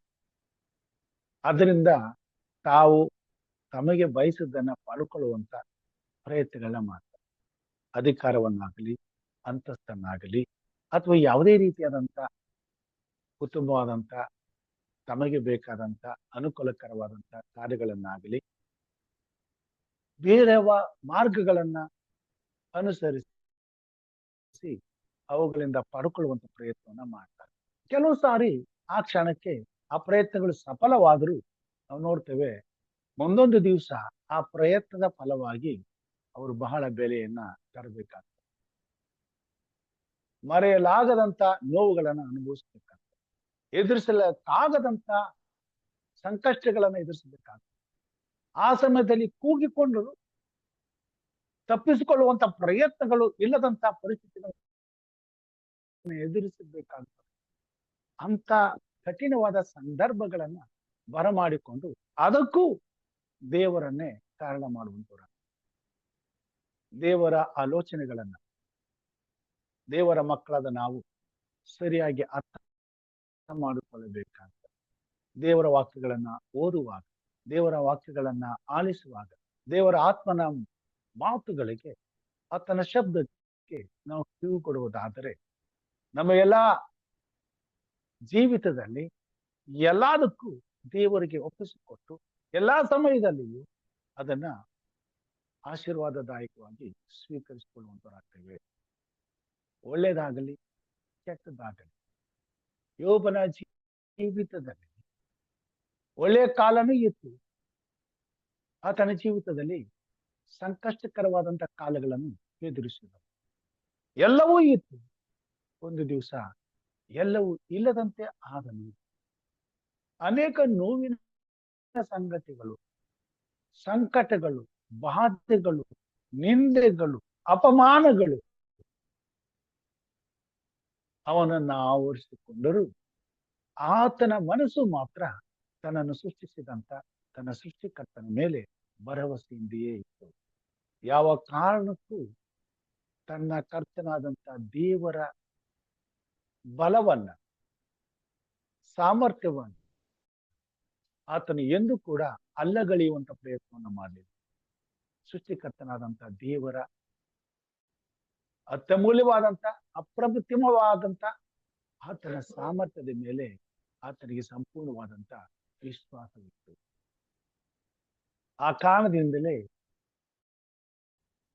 ಆತನ ಪರಿಪೂರ್ಣವಾದಂತ ತಿಳುವಳಿಕೆಯಿಂದ ಸಂಪೂರ್ಣವಾಗಿ ಆತನು ತನ್ನನ್ನ ಸೃಷ್ಟಿಸಿದಂತ ಸೃಷ್ಟಿಕರ್ತನಿಗೆ ಆಶ್ರಯಿಸಿದ್ದರಿಂದ, ಶರಣಾಗಿದ್ದರಿಂದ ಎಲ್ಲಾ ವಿಷಯದಲ್ಲಿ ಆತನ ಚಿತ್ತವನ್ನ ಸಂತೋಷಕರವಾಗಿ ಸ್ವೀಕರಿಸಿಕೊಂಡನು. ಯಾಕಂತಂದ್ರೆ ಆತನಿಗೆ ಗೊತ್ತಿತ್ತು, ನನ್ನ ಸ್ವಂತ ಶಕ್ತಿಯಿಂದಾಗಲಿ ಸ್ವಂತ ಪ್ರಯತ್ನದಿಂದಾಗಲಿ ಒಂದು ಹುಲ್ಲು ಕಡ್ಡಿಯನ್ನು ಕೂಡ ಇಲ್ಲಿ ಕಡೆಯಿಂದ ಆ ಕಡೆಗೆ ತೆಗೆದಿಡ್ಲಿಕ್ಕೆ ಸಾಧ್ಯವಿಲ್ಲ. ನಾನು ಉಸಿರಾಡುತ್ತಿರುವುದು ಆತನ ಕೃಪೆಯೇ. ಇದನ್ನ ಒಂದು ವೇಳೆ ಆತನ ತೆಗೆದರೆ ಅದು ಕೂಡ ನಡೆಯುವುದಿಲ್ಲ, ಹೋಗ್ತದೆ. ಹೀಗಿರುವುದರಿಂದ ನಾವು ಹುಲ್ಲಿಗೆ ಸಮಾನರು. ಅದನ್ನ ಯಾಕೋಬನು ಬರೀತಾನೆ. ಈ ಹೊತ್ತು ಇಲ್ಲವೇ ನಾಳೆ ನಾವು ಇಂಥ ಪಟ್ಟಣಕ್ಕೆ ಹೋಗಿ ಅಲ್ಲಿ ಒಂದು ವರ್ಷವಿದ್ದು ವ್ಯಾಪಾರವನ್ನು ಮಾಡಿ ಲಾಭವನ್ನು ಸಂಪಾದಿಸುತ್ತೇವೆ ಅನ್ನುವವರಿಗೆ ಕೇಳಿರಿ. ನಾಳೆ ಏನಾಗುವುದೋ ನಿಮಗೆ ತಿಳಿಯುವುದು. ನಿಮ್ಮ ಜೀವಮಾನವು ಎಂಥದ್ದು? ನೀವು ಸ್ವಲ್ಪ ಹೊತ್ತು ಕಾಣಿಸಿಕೊಂಡು ಆಮೇಲೆ ಕಾಣದೆ ಹೋಗುವ ಹವಿಯನ್ನು ಕೂರುತ್ತೀರಿ. ಇಷ್ಟೇ ಮಾನವನ ಜೀವಿತ. ಈ ಜೀವಿತದಲ್ಲಿ ಯಾವುದರ ಮೇಲೆ ನಾವು ಭರವಸೆ ಇಡ್ಲಿಕ್ಕೆ ಸಾಧ್ಯ? ಅದನ್ನೇ ಕೀರ್ತನೆಗಾರನು ಮತ್ತೊಮ್ಮೆ ಹೇಳ್ತಾನೆ 33ನೇ ಅಧ್ಯಾಯದಲ್ಲಿ, ಮಹಾಸೇನ ಬಲದಿಂದಲೇ ಯಾವ ಅರಸನಿಗೂ ಜಯವಾಗುವುದಿಲ್ಲ, ಯಾವ ಸೂರನು ಅಧಿಕವಾದ ಭುಜಬಲದ ದೆಸೆಯಿಂದ ಸುರಕ್ಷಿತನಾಗಿರುವುದಿಲ್ಲ. ಜೀವ ರಕ್ಷಣೆಗಾಗಿ ಕುದುರೆಯು ಪ್ರಯೋಜನವಿಲ್ಲ, ಅದು ತನ್ನ ವಿಶೇಷ ಬಲದಿಂದ ಯಾರನ್ನು ರಕ್ಷಿಸಲಾರದು. ಈ ಭೂಮಿ ಮೇಲೆ ಎಂಥ ಬಲ, ಎಂಥ ಬುದ್ಧಿವಂತಿಕೆ, ಎಂಥ ಶ್ರೀಮಂತಿಕೆ ನಮ್ಮ ಜೊತೆಯಲ್ಲಿದ್ರು ನಮ್ಮ ಇಕ್ಕಟ್ಟಿನ ಕಾಲಗಳಲ್ಲಿ ಅವು ಯಾವ ಕೆಲಸಕ್ಕೂ ಬರಲಿಕ್ಕೆ ಆಗೋದಿಲ್ಲ. ಇದನ್ನು ನಾವು ಕಣ್ಣಾರೆ ಕಾಣ್ತೇವೆ, ಕಿವಿಯಾರೆ ಕೇಳಿದ್ದೇವೆ, ಅನುಭವಿಸಿದ್ದೇವೆ. ಇಷ್ಟಾದ್ರೂ ಸಹ ಇನ್ನೂ ಕೂಡ ನಮ್ಮ ಚಪಲ ಈ ಲೋಕದ ಕಾರ್ಯಗಳ ಮೇಲೆ, ನಮ್ಮ ಭರವಸೆ ಈ ಲೋಕದ ಕಾರ್ಯಗಳ ಮೇಲೆ, ನಮ್ಮ ಒಂದು ನಿರೀಕ್ಷೆ ಈ ಲೋಕದ ಜನರ ಮೇಲೆ. ಹೀಗಿರುವುದರಿಂದ ಈ ಲೋಕವೆಲ್ಲವೂ ಯಾವತ್ತೂ ಪ್ರತಿಯೊಬ್ಬ ಮನುಷ್ಯನಿಗೆ ದುಃಖವನ್ನು, ಸಂಕಟವನ್ನು, ನೋವನ್ನು, ನಿರಾಶೆಯನ್ನು, ಸೋಲನ್ನೇ ಹೊರತು ಬೇರೇನು ಕೊಡ್ಲಿಕ್ಕೆ ಸಾಧ್ಯವಿಲ್ಲ. ಆದುದರಿಂದ ಈ ಭೂಮಿ ಮೇಲೆ ಪ್ರತಿಯೊಬ್ಬ ಮನುಷ್ಯನು ಎಲ್ಲಾ ವಿಷಯದಲ್ಲಿ ದೇವರಿಗೆ ಭಯಭಕ್ತಿಯುಳ್ಳವನಾಗಿ ಆತನನ್ನ ಆಶ್ರಯಿಸಿ, ಆತನ ಆಶ್ರಯದಲ್ಲಿ ಆತನು ಸದಾಕಾಲ ಜೀವಿಸಲು ಬಯಸುವುದಾದರೆ ಆತನ ಜೀವಿತದಲ್ಲಿ ಮಾತ್ರ ಸಫಲವನ್ನ, ಸಮಾಧಾನವನ್ನ, ತೃಪ್ತಿಯನ್ನ, ನೆಮ್ಮದಿಯನ್ನ, ಜಯವನ್ನ ಹಾಗೂ ನಿತ್ಯ ಜೀವವನ್ನ ಪಡೆದುಕೊಳ್ಳಲಿಕ್ಕೆ ಸಾಧ್ಯ ಎಂಬುದಾಗಿ ನಾವು ನೋಡುವಂತರಾಗಿದ್ದೇವೆ. 121ನೇ ಕೀರ್ತನೆಯಲ್ಲಿ ದಾವೀದನು ಬರೀತಾನೆ. ಅದಕ್ಕಿಂತ ಮೊದಲನೇದಾಗಿ 91ನೇ ಕೀರ್ತನೆಯಲ್ಲಿ ನಾವು ನೋಡುವಾಗ ಅಲ್ಲಿ ಈ ಮಾತನ್ನ ಬರೀತಾನೆ. ಪರಾತ್ಪರನನ್ನ ಮೊರೆ ಹೊಕ್ಕಿರುವವನು ಸರ್ವಶಕ್ತನ ಆಶ್ರಯದಲ್ಲಿ ಸುರಕ್ಷಿತನಾಗಿರುವನು. ನಾನು ಯೆಹೋವನಿಗೆ, ನೀನೇ ನನ್ನ ಶರಣನು, ನನ್ನ ದುರ್ಗವು, ನಾನು ಭರವಸವಿಟ್ಟಿರುವ ನನ್ನ ದೇವರು ಎಂದು ಹೇಳಿದನು. ನಿನ್ನನ್ನು ಬೇಟೆಗಾರನ ಬಲೆಯಿಂದಲೂ ಮರಣಕರ ವ್ಯಾಧಿಯಿಂದಲೂ ತಪ್ಪಿಸುವವನು ಆತನು. ಆತನು ನಿನ್ನನ್ನು ತನ್ನ ರೆಕ್ಕೆಗಳಿಂದ ಒದಗಿಸುವನು. ಆತನ ಪಕ್ಕಗಳ ಮರೆಯನ್ನು ಆಶ್ರಯಿಸಿಕೊಳ್ಳುವುದು. ಆತನ ಸತ್ಯತೆಯೇ ನಿನಗೆ ಕೇಂದ್ರವೂ ಗುರಾಣಿಯೂ ಆಗಿದೆ. ದೇವರ ಪ್ರಸನ್ನತೆ ಮಾತ್ರ ನಮ್ಮನ್ನು ಸುರಕ್ಷಿತವಾಗಿರ್ಲಿಕ್ಕೆ ಸಾಧ್ಯ. ನಮ್ಮ ಜೀವಿತದಲ್ಲಿ ಹಾಕು ಹೋಗುವಂತ ಇಕ್ಕಟ್ಟುಗಳಿಂದ, ಅಪಾಯಗಳಿಂದ, ಗಂಡಾಂತರಗಳಿಂದ, ಸಾವು ನೋವುಗಳಿಂದ ನಮ್ಮನ್ನು ತಪ್ಪಿಸಲು ಸಾಧ್ಯ. ದೇವರ ಪ್ರಸನ್ನತೆಯಿಂದ ನಾವು ಅಗಲಿ ಹೋದಾಗ ಈ ಭೂಮಿ ಮೇಲೆ ನಮಗೆ ಯಾವ ರೀತಿಯಾದಂತ ಸುರಕ್ಷತೆ ಇರುವುದಿಲ್ಲ ಎಂಬುದಾಗಿ ನೋಡ್ತೇವೆ. ಅದಕ್ಕಾಗಿಯೇ ದೇವರ ವಾಕ್ಯದಲ್ಲಿ ನಾವು ನೋಡ್ತೇವೆ, ನಾವು ಎಲ್ಲಾ ವಿಷಯದಲ್ಲಿ ದೇವರಿಗೆ ಅಧೀನರಾಗಿ, ದೇವರ ಚಿತ್ತಕ್ಕೆ ವಿಧೇಯರಾಗಿ, ಪ್ರತಿಯೊಂದು ವಿಷಯದಲ್ಲಿಯೂ ನಮ್ಮನ್ನ ಸೃಷ್ಟಿಸಿದಂತ ಸೃಷ್ಟಿಕರ್ತನನ್ನ ಆಶ್ರಯಿಸಿ ಆತುಕೊಂಡು ಎಲ್ಲದರಲ್ಲಿಯೂ ಆತನ ಚಿತ್ತವೇ ನೆರವೇರುವುದಕ್ಕೆ ನಮ್ಮನ್ನು ಒಪ್ಪಿಸಿಕೊಟ್ಟು ಬದುಕುವುದಾದರೆ ಯೆಹೋವನು ಒಳ್ಳೆಯವನು, ಆತನ ಕೃಪೆಯು ಶಾಶ್ವತವಾದದ್ದು. ಆತನ ಕೃಪೆಯುಳ್ಳವನಾಗಿ ಆತನ ಒಳ್ಳೆತನವನ್ನ ಪ್ರತಿ ಕ್ಷಣವೂ ನಾವು ಅನುಭವಿಸುತ್ತಾ ಆತನಲ್ಲಿರುವಂತ ಎಲ್ಲಾ ಪರಿಪೂರ್ಣವಾದಂತ ಪ್ರತಿಫಲವನ್ನ ಆಶೀರ್ವಾದದಾಯಕವಾಗಿ ನಾವು ಹೊಂದಲಿಕ್ಕೆ ಸಾಧ್ಯ ಎಂಬುದಾಗಿ ನಾವು ನೋಡುವಂತರಾಗಿದ್ದೇವೆ. 9ನೇ ವಚನದಲ್ಲಿ ಹೇಳ್ತಾನೆ, 90ನೇ ಅಧ್ಯಾಯ 9ನೇ ವಚನದಲ್ಲಿ, ಪರಾತ್ಮನನ್ನ ನಿವಾಸ ಸ್ಥಾನ ಮಾಡಿಕೊಂಡಿದೆಯಲ್ಲ, ಯಾವ ಕೇಡು ನಿನಗೆ ಸಂಭವಿಸದು, ಉಪದ್ರವವು ನಿನ್ನ ಗುಡಾರದ ಸಮೀಪಕ್ಕೂ ಬಾರದು. ನೀನು ಹೋಗುವಲ್ಲೆಲ್ಲ ನಿನ್ನನ್ನು ಕಾಯುವುದಕ್ಕೆ ಆತನು ನಿನ್ನ ವಿಷಯವಾಗಿ ತನ್ನ ದೂತರಿಗೆ ಅಪ್ಪಣೆ ಕೊಡುವನು. ನಿನ್ನ ಕಾಲು ಕಲ್ಲಿಗೆ ತಗಲದಂತೆ ಅವರು ನಿನ್ನನ್ನು ಕೈಗಳಲ್ಲಿ ಎತ್ತಿಕೊಳ್ಳುವರು.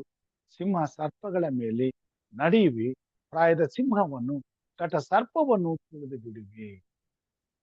ಅವನು ನನ್ನಲ್ಲಿ ಆಸಕ್ತನಾಗಿರುವುದರಿಂದ ಅವನನ್ನು ರಕ್ಷಿಸುವೆನು. ನನ್ನ ನಾಮವನ್ನು ಅರಿತವನಾಗಿರುವುದರಿಂದ ಅವನನ್ನು ಉದ್ಧರಿಸುವೆನು. ಅವನು ನನಗೆ ಮೊರೆ ಇಡುವಾಗ ಸದುತ್ತರವನ್ನು ದಯಪಾಲಿಸುವೆನು.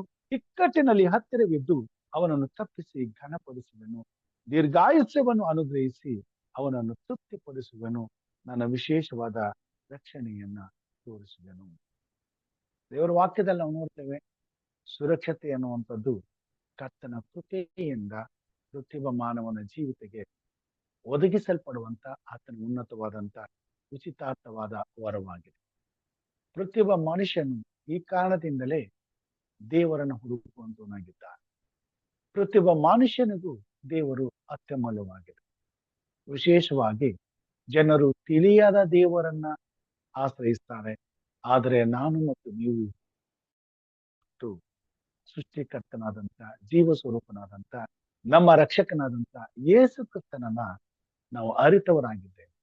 ಈ ಕಾರಣದಿಂದ ನಮ್ಮ ಜೀವಿತದ ಎಲ್ಲಾ ಕಾರ್ಯಗಳ ಮೇಲೆ ನಾವು ದೇವರ ಮೇಲೆ ಆತುಕೊಂಡು ಭರವಸೆಯಿಂದ ಜೀವಿಸಬೇಕಾಗಿದೆ.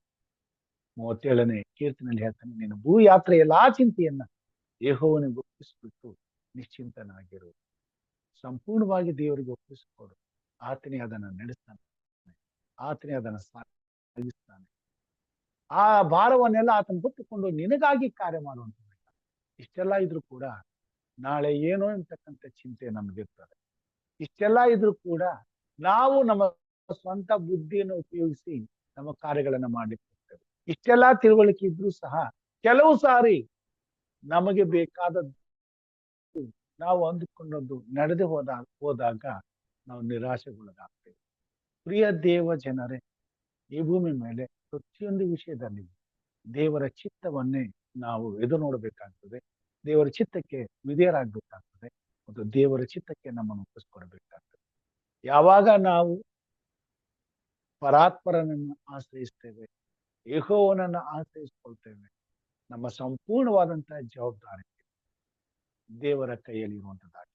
ಯಾವಾಗ ದೇವರು ನಮ್ಮನ್ನ ನಡೆಸುವಂತವನಾಗ್ತಾನೆ, ಸೋಲು ಜಯ ಇವೆರಡುಗಳಲ್ಲಿ ದೇವರ ಚಿತ್ತಕ್ಕಾಗಿ ನಾವು ಎದುರು ನೋಡ್ತೇವೆ. ನಮಗೆ ನಿರಾಶೆ ಆತಂಕಗಳು ಆದಾಗೂ ನಮ್ಮ ಜೊತೆಯಲ್ಲಿ ದೇವರು ಇದ್ದಾನೆ ಅಂತಕ್ಕಂಥ ಭರವಸೆಯಿಂದ ಮುಂದೆ ಹೋಗುವಾಗ ಖಂಡಿತವಾಗಿ ಮುಂದೆ ನಮ್ಮ ನಿರೀಕ್ಷೆಗೆ ತಕ್ಕಂತ ಪ್ರತಿಫಲವನ್ನ ದೇವರು ಕೊಡುವಾಗ ಮುಂದೊಂದು ದಿವಸ ನಮ್ಮ ಜೀವಿತದಲ್ಲಿ ಉತ್ಕೃಷ್ಟವಾದಂತ ಆತನ ಕೃಪೆಯ ಆಶೀರ್ವಾದಗಳನ್ನ ನಾವು ಪಡ್ಕೊಳ್ತೇವೆ, ಜಯಶಾಲಿಗಳಾಗ್ತೇವೆ ಮತ್ತು ಈ ಭೂಮಿ ಮೇಲೆ ಆತನಿಗೆ ಮಹಿಮೆಯ ಘನತೆಗಳನ್ನ ತರುವಂತ ದೇವರ ಮಕ್ಕಳಾಗಿ ಆತನಿಗೆ ಮಹಿಮೆಯನ್ನು ತರಲಿಕ್ಕೆ ಸಾಧ್ಯ ಆಗುವಂತದ್ದಾಗಿದೆ. ದೇವರ ವಾಕ್ಯದಲ್ಲಿ ನಾವು ನೋಡ್ತೇವೆ, ಯೆಹೋವನು ಸಿಕ್ಕುವ ಕಾಲದಲ್ಲಿ ಆತನನ್ನ ಆಶ್ರಯಿಸಿರಿ. ಪ್ರತಿಯೊಬ್ಬ ತನ್ನ ಪ್ರೀತಿಯ ಮಕ್ಕಳಿಗೆ ಆತನು ಹಗಲು ರಾತ್ರಿ ಹತ್ತಿರದಲ್ಲಿ ಇದ್ದಾನೆ. ಆತನನ್ನು ಬೇಡಿಕೊಳ್ಳುವವರಿಗೆ ಆತನ ಹತ್ತಿರವಾಗಿದ್ದಾನೆ. ಸದಾ ಕಾಲವೂ ನಮ್ಮ ಜೊತೆಯಲ್ಲಿ ಇರುವಂತವನಾಗಿದ್ದಾನೆ.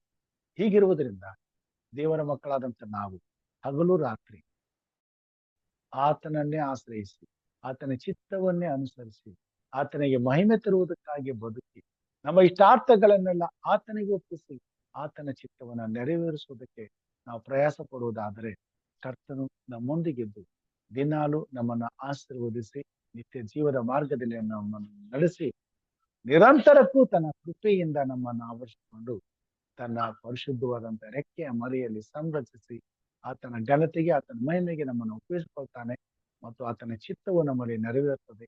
ಆತನ ಚಿತ್ತಕ್ಕೆ ನಮ್ಮನ್ನು ಒಪ್ಪಿಸಿಕೊಡುವಾಗ ಆತನ ಚಿತ್ತದ ಆಶೀರ್ವಾದಗಳಲ್ಲಿ ನಿತ್ಯ ಜೀವದ ಬಾಧ್ಯತೆಯನ್ನ ನಾವು ಹೊಂದಲಿಕ್ಕೆ ಸಾಧ್ಯವಾಗುವಂತಾಗಿದೆ.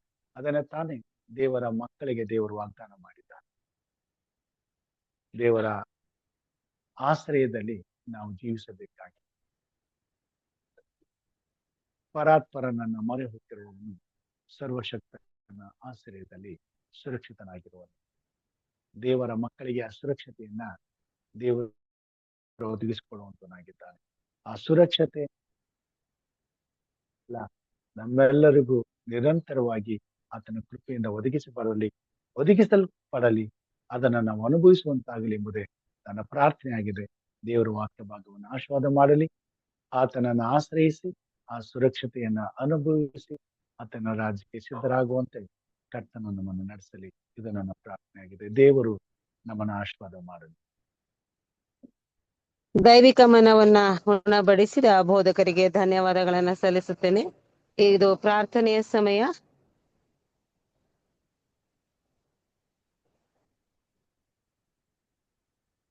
ಓಕೆ, ಪ್ರಾರ್ಥನೆ ಹೇಳಿ. ವಿಜ್ಞಾಪನೆ ಹಾಕಿದ್ದೇನೆ ಪಾಸ್ಟರ್. ಓಕೆ, ಸೊ ಈ ದಿನದ ಪ್ರಾರ್ಥನೆ ವಿಜ್ಞಾಪನೆಗಳು ಚಾರ್ಜ್ ಶೀಟ್ ಅಲ್ಲಿ ಇದೆ. ಆ ಸಮಯದಲ್ಲಿ ಪ್ರಾರ್ಥನೆ ಮಾಡ್ಬೇಕೆಂದು ಕೇಳ್ಕೊಡ್ತೇನೆ. ಹಿರಿಯರಾದಂತ ನಾಗರಾಜ್ ಸಾರ್ ಅವರು ಪ್ರಾರ್ಥನೆಯನ್ನ ನಡೆಸಬೇಕೆಂದಾಗಿ ಕೇಳ್ಕೊಡ್ತಾರೆ.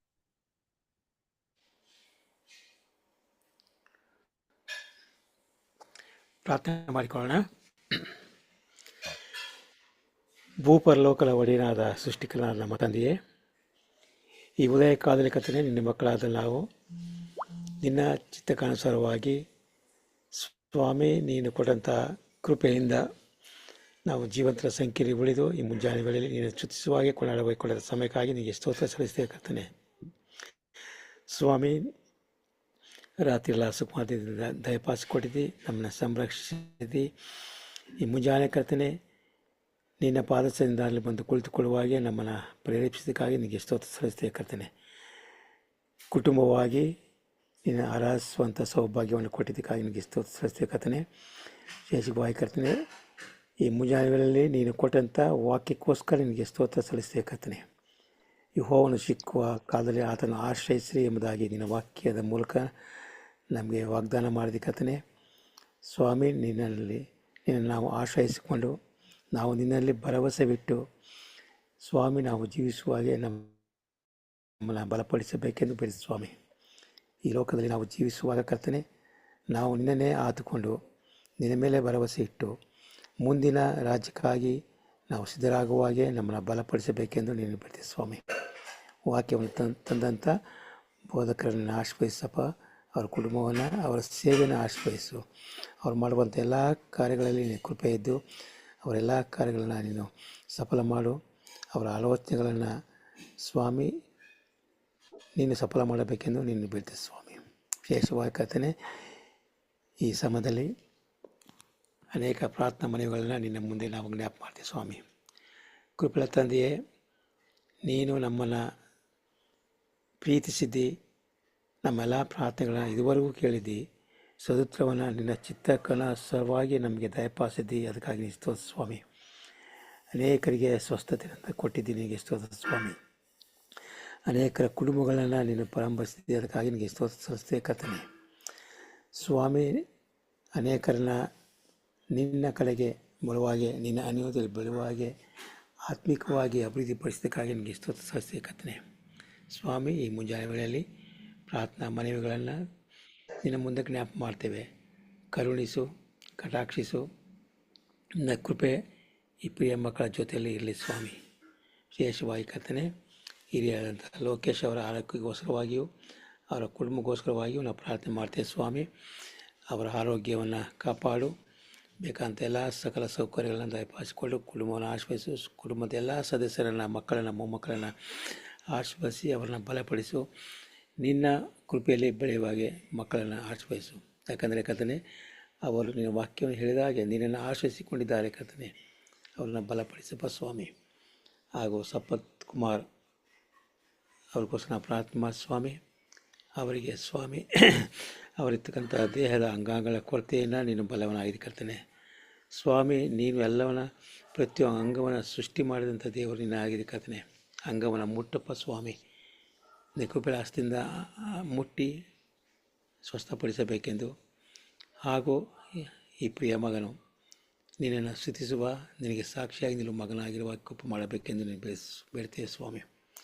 ಹಾಗೂ ಇನ್ನೊಬ್ಬರು ಮರಿಯಮ್ಮ, ಅವರ ಒಂದು ಆರೋಗ್ಯಕ್ಕೋಸ್ಕರ ಪ್ರಾರ್ಥನೆ ಮಾಡ್ತೇವೆ ಸ್ವಾಮಿ. ಆಕೆಗೂ ಕೂಡ ಕರ್ತನೆ, ಮುಂದಿನ ದಿನಗಳ ಕರ್ತನೆ, ನಿನ್ನ ಕೃಪೆಯ ಮೂಲಕವಾಗಿ ನಿನ್ನ ಚಿತ್ತದ ಅನುಸಾರವಾಗಿ ಆಕೆ ಸ್ವಸ್ಥತೆಯನ್ನು ಹೊಂದುವಾಗೆ, ಆಕೆ ಇಂದಿನ ದಿನಗಳಲ್ಲಿ ಯಾವ ರೀತಿ ಆರೋಗ್ಯವನ್ನು ಹೊಂದಿಲ್ಲ ಅದೇ ರೀತಿಯ ಆರೋಗ್ಯವನ್ನು ದಯಪಾಲಿಸಿಕೊಳ್ಬೇಕೆಂದು ನೀನು ಪ್ರೀತಿಸಿ ಸ್ವಾಮಿ. ಅದೇ ರೀತಿಯಾಗಿ ವರಲಕ್ಷ್ಮಿ ಮತ್ತು ಅವರ ಕುಟುಂಬಕ್ಕೋಸ್ಕರ ನಾವು ಪ್ರಾರ್ಥನೆ ಮಾಡ್ತೇವೆ. ಅವರ ಆರೋಗ್ಯಕ್ಕೋಸ್ಕರ ನಾವು ಪ್ರಾರ್ಥನೆ ಮಾಡ್ತೇವೆ. ಅವರನ್ನು ಆಶ್ರಯಿಸಪ್ಪ, ಆರೋಗ್ಯವನ್ನು ಕೊಡಬೇಕೆಂದು ನೀನು ಪ್ರೀತಿಸಿ ಸ್ವಾಮಿ. ಹಾಗೂ KP ರವಿ ಬಳ್ಳಾರಿ ಅವರ ಕುಟುಂಬಕ್ಕೋಸ್ಕರವಾಗಿಯೂ ಅವರ ಒಂದು ವ್ಯವಹಾರಕ್ಕಾಗಿಯೂ ನಿನ್ನಲ್ಲಿ ನಾವು ಪ್ರಾರ್ಥನೆ ಮಾಡ್ತೇವೆ ಕರ್ತನೆ. ಸ್ವಾಮಿ, ಆ ಒಂದು ಬಿಸ್ನೆಸ್ಗೆ ಬೇಕಾಗುವಂತಹ ಸಹಾಯವನ್ನು ಅನುಗ್ರಹಿಸಪ್ಪ ಸ್ವಾಮಿ. ಆರ್ಥಿಕ ಸಹಾಯವನ್ನು ಅನುಗ್ರಹಿಸ ಕರ್ತನೆ. ಸ್ವಾಮಿ, ಅವರಿಗೆ ಯಾವ ರೀತಿಯ ಸಾಲದ ಬಾಧೆ ಬರದ ಹಾಗೆ, ಅದು ಹೊರೆಯಾಗದ ಹಾಗೆ, ಆ ಒಂದು ಬಿಸ್ನೆಸ್ನಲ್ಲಿ ಬೇಕಾದಂಥ ಎಲ್ಲ ಸೌಕರ್ಯಗಳನ್ನು ದಯಪಾಲಿಸಿಕೊಡು, ಆಶೀರ್ವದಿಸು. ಆ ಒಂದು ಬಿಸ್ನೆಸ್ಸನ್ನು ಆಶ್ರಯಿಸಿ ಸ್ವಾಮಿ, ನಿನಗೆ ಮಹಿಮೆ ತರುವ ಹಾಗೆ ಆ ಒಂದು ಕುಟುಂಬವನ್ನು ಆಶ್ರಯಿಸಪ್ಪ ಸ್ವಾಮಿ. ಅದೇ ರೀತಿಯಾಗಿ ಕರ್ತನೆ, ಹೊಸದಾಗಿ ಆಯ್ಕೆಯಾಗಿರ್ತಕ್ಕಂಥ ನಮ್ಮ ಯೂನಿಯನ್ ಅಧಿಕಾರಿಗಳನ್ನು ನಿನ್ನ ಕೈಗೆ ಒಪ್ಪಿಸ್ಕೊಡ್ತೇವೆ ಸ್ವಾಮಿ. ಸ್ವಾಮಿ, ನಿನ್ನ ಚಿತ್ತದ ಪ್ರಕಾರವಾಗಿ ಅವರನ್ನು ಆರಿಸಿಕೊಂಡಿದ್ದಕ್ಕಾಗಿ ನಿನಗೆ ಸ್ತೋತ್ರ ಸ್ವಾಮಿ. ಅವರ ಮೂಲಕವಾಗಿ ಸಂಸ್ಥೆ ನಡೆಯುವ ಹಾಗೆ ಸ್ವಾಮಿ ಅವರನ್ನು ಬಲಪಡಿಸು, ಆಶ್ರಯಿಸು. ಬರ್ತಕ್ಕಂಥ ಎಲ್ಲ ಸವಾಲುಗಳನ್ನ ಎದುರಿಸಿ ನಿಲ್ಲುವ ಹಾಗೆ ಸ್ವಾಮಿ ನೀನು ಅವರ ಜೊತೆಯಲ್ಲಿದ್ದು ನಿನ್ನ ಪ್ರಸನ್ನತೆ ಅವರ ಜೊತೆ ಇರಲಿ ಎಂಬುದಾಗಿ ನಾವು ನಿನ್ನಲ್ಲಿ ಪ್ರಾರ್ಥಿಸ್ತೇವೆ ಕರ್ತನೆ ಸ್ವಾಮಿ. ಹಾಗೂ ಹೀಗಾದಂಥ ಪ್ರೇಮನಾಥ್ ಕೋಲ್ಕರ್ ಅವ್ರಿಗೋಸ್ಕರ ನಾವು ಪ್ರಾರ್ಥನೆ ಮಾಡಿ ಸ್ವಾಮಿ, ಅವರ ಆರೋಗ್ಯಕ್ಕೋಸ್ಕರವಾಗಿಯೂ ಅವರ ಕುಟುಂಬಕ್ಕೋಸ್ಕರವಾಗಿಯೂ ನಾವು ಪ್ರಾರ್ಥನೆ ಮಾಡ್ತೇವೆ. ಅವರನ್ನ ಪರಾಂಬರಿಸು, ಕಟಾಕ್ಷಿಸು ಕರ್ತನೆ, ನಿನ್ನ ಕೃಪೆಯಡಿಯಲ್ಲಿ ಅವರನ್ನು ಬೆಳೆಸು, ಆರೋಗ್ಯವನ್ನು ದಯಪಾಲಿಸಿಕೊಳ್ಬೇಕೆಂದು ನೀವು ಬಿಡ್ತೇವೆ ಸ್ವಾಮಿ. ಅದೇ ರೀತಿಯಾಗಿ ಕರ್ತನೆ ರೇಖಾ ಬೆಲ್ಜಿಯಂ ಅವ್ರಿಗೋಸ್ಕರ ನಾವು ಪ್ರಾರ್ಥನೆ ಮಾಡಿ ಸ್ವಾಮಿ, ಅವರ ಆರೋಗ್ಯ ಉತ್ತಮಪಡಿಸೋಕರ್ತನೆ, ಅವರು ರಿಕವರ್ ಆಗುವಂಥ ಆ ಒಂದು ಸನ್ನಿವೇಶವನ್ನು ದಯಪಾಲಿಸಿಕೊಟ್ಟಿದ್ದೆ. ಇನ್ನೂ ಉತ್ತಮವಾದ ರೀತಿಯಲ್ಲಿ ಅವರ ಆರೋಗ್ಯವನ್ನು ಸುಧಾರಿಸಬೇಕೆಂದು ನಾವು ನಿನ್ನಲ್ಲಿ ಪ್ರಾರ್ಥಿಸಲಾಗಿದೆ ಕರ್ತನೆ. ಹಾಗೂ ಹಿರಿಯರಾದಂಥ ಡ್ಯಾನಿ ಅವರ ಆರೋಗ್ಯಕ್ಕೋಸ್ಕರ ಪ್ರಾರ್ಥನೆ ಮಾಡ್ತೇವೆ. ಅದೇ ರೀತಿಯಾಗಿ ಕರ್ತನೆ ಸವಿತಾ ಕುಸ್ತಗಿಯವ್ರಿಗೋಸ್ಕರ ನಾವು ಪ್ರಾರ್ಥನೆ ಮಾಡ್ತೇವೆ ಸ್ವಾಮಿ, ಅವರನ್ನು ಆಶ್ರಯಿಸು, ಅವರ ಕುಟುಂಬವನ್ನು ಆಶ್ರಯಿಸು, ಅವರ ಎಲ್ಲ ರೀತಿಯ ಒಂದು ಆತ್ಮೀಕ ಅಭಿವೃದ್ಧಿಗೋಸ್ಕರ ನಾವು ಪ್ರಾರ್ಥನೆ ಮಾಡ್ತೀವಿ ಸ್ವಾಮಿ. ಕೃಪೆಯ ಸ್ವಾಮಿ, ನಿನ್ನ ಕೃಪೆಯಲ್ಲಿ ಅವರನ್ನು ಬೆಳೆಸಪ್ಪ ಸ್ವಾಮಿ, ಆತ್ಮಿಕ ರೀತಿಯಲ್ಲಿ ಅವರನ್ನು ನಡೆಸಪ್ಪ ಸ್ವಾಮಿ. ಅವರು ಆತ್ಮಿಕ ರೀತಿಯಲ್ಲಿ ಬೆಳೆಯುವ ಹಾಗೆ ಅವರು ಕೇಳಿಕೊಂಡಿದ್ದಾರೆ ಕರ್ತನೆ, ಅದನ್ನು ನಿನ್ನ ಕೃಪೆ ನಿನ್ನ ಚಿತ್ತದ ಪ್ರಕಾರವಾಗಿ ಅವರನ್ನು ಬಲಪಡಿಸಬೇಕೆಂದು ನೀನು ಬಿಡ್ತೀವಿ ಸ್ವಾಮಿ. ಅದೇ ರೀತಿಯಾಗಿ ಸಹೋದರಿ ಜಾಸ್ಮಿನ್ ಅವ್ರಿಗೋಸ್ಕರ ಪ್ರಾರ್ಥನೆ ಮಾಡಿ ಸ್ವಾಮಿ, ಅವ್ರು ಕೊಟ್ಟಂಥ ಮಗುವಿಗೋಸ್ಕರ ಪ್ರಾರ್ಥನೆ ಮಾಡಿ ಸ್ವಾಮಿ, ಅವರಿಬ್ಬರ ಆರೋಗ್ಯಕ್ಕೋಸ್ಕರ ನಾವು ಪ್ರಾರ್ಥನೆ ಮಾಡಿ ಸ್ವಾಮಿ. ನಿನ್ನ ಕೃಪೆಯಿಂದ ಕುಟುಂಬಕ್ಕೆ ಸಂತೋಷವನ್ನು ಉಂಟು ಮಾಡಿದೆ, ಅದಕ್ಕಾಗಿ ನಿನಗೆ ಸ್ತೋತ್ರ ಸಲ್ಲಿಸ್ತೀವಿ ಕರ್ತನೆ. ಕುಟುಂಬವನ್ನು ಆಶ್ರಯಿಸು ಕರ್ತನೆ, ಬಲಪಡಿಸಿ ಸ್ವಾಮಿ.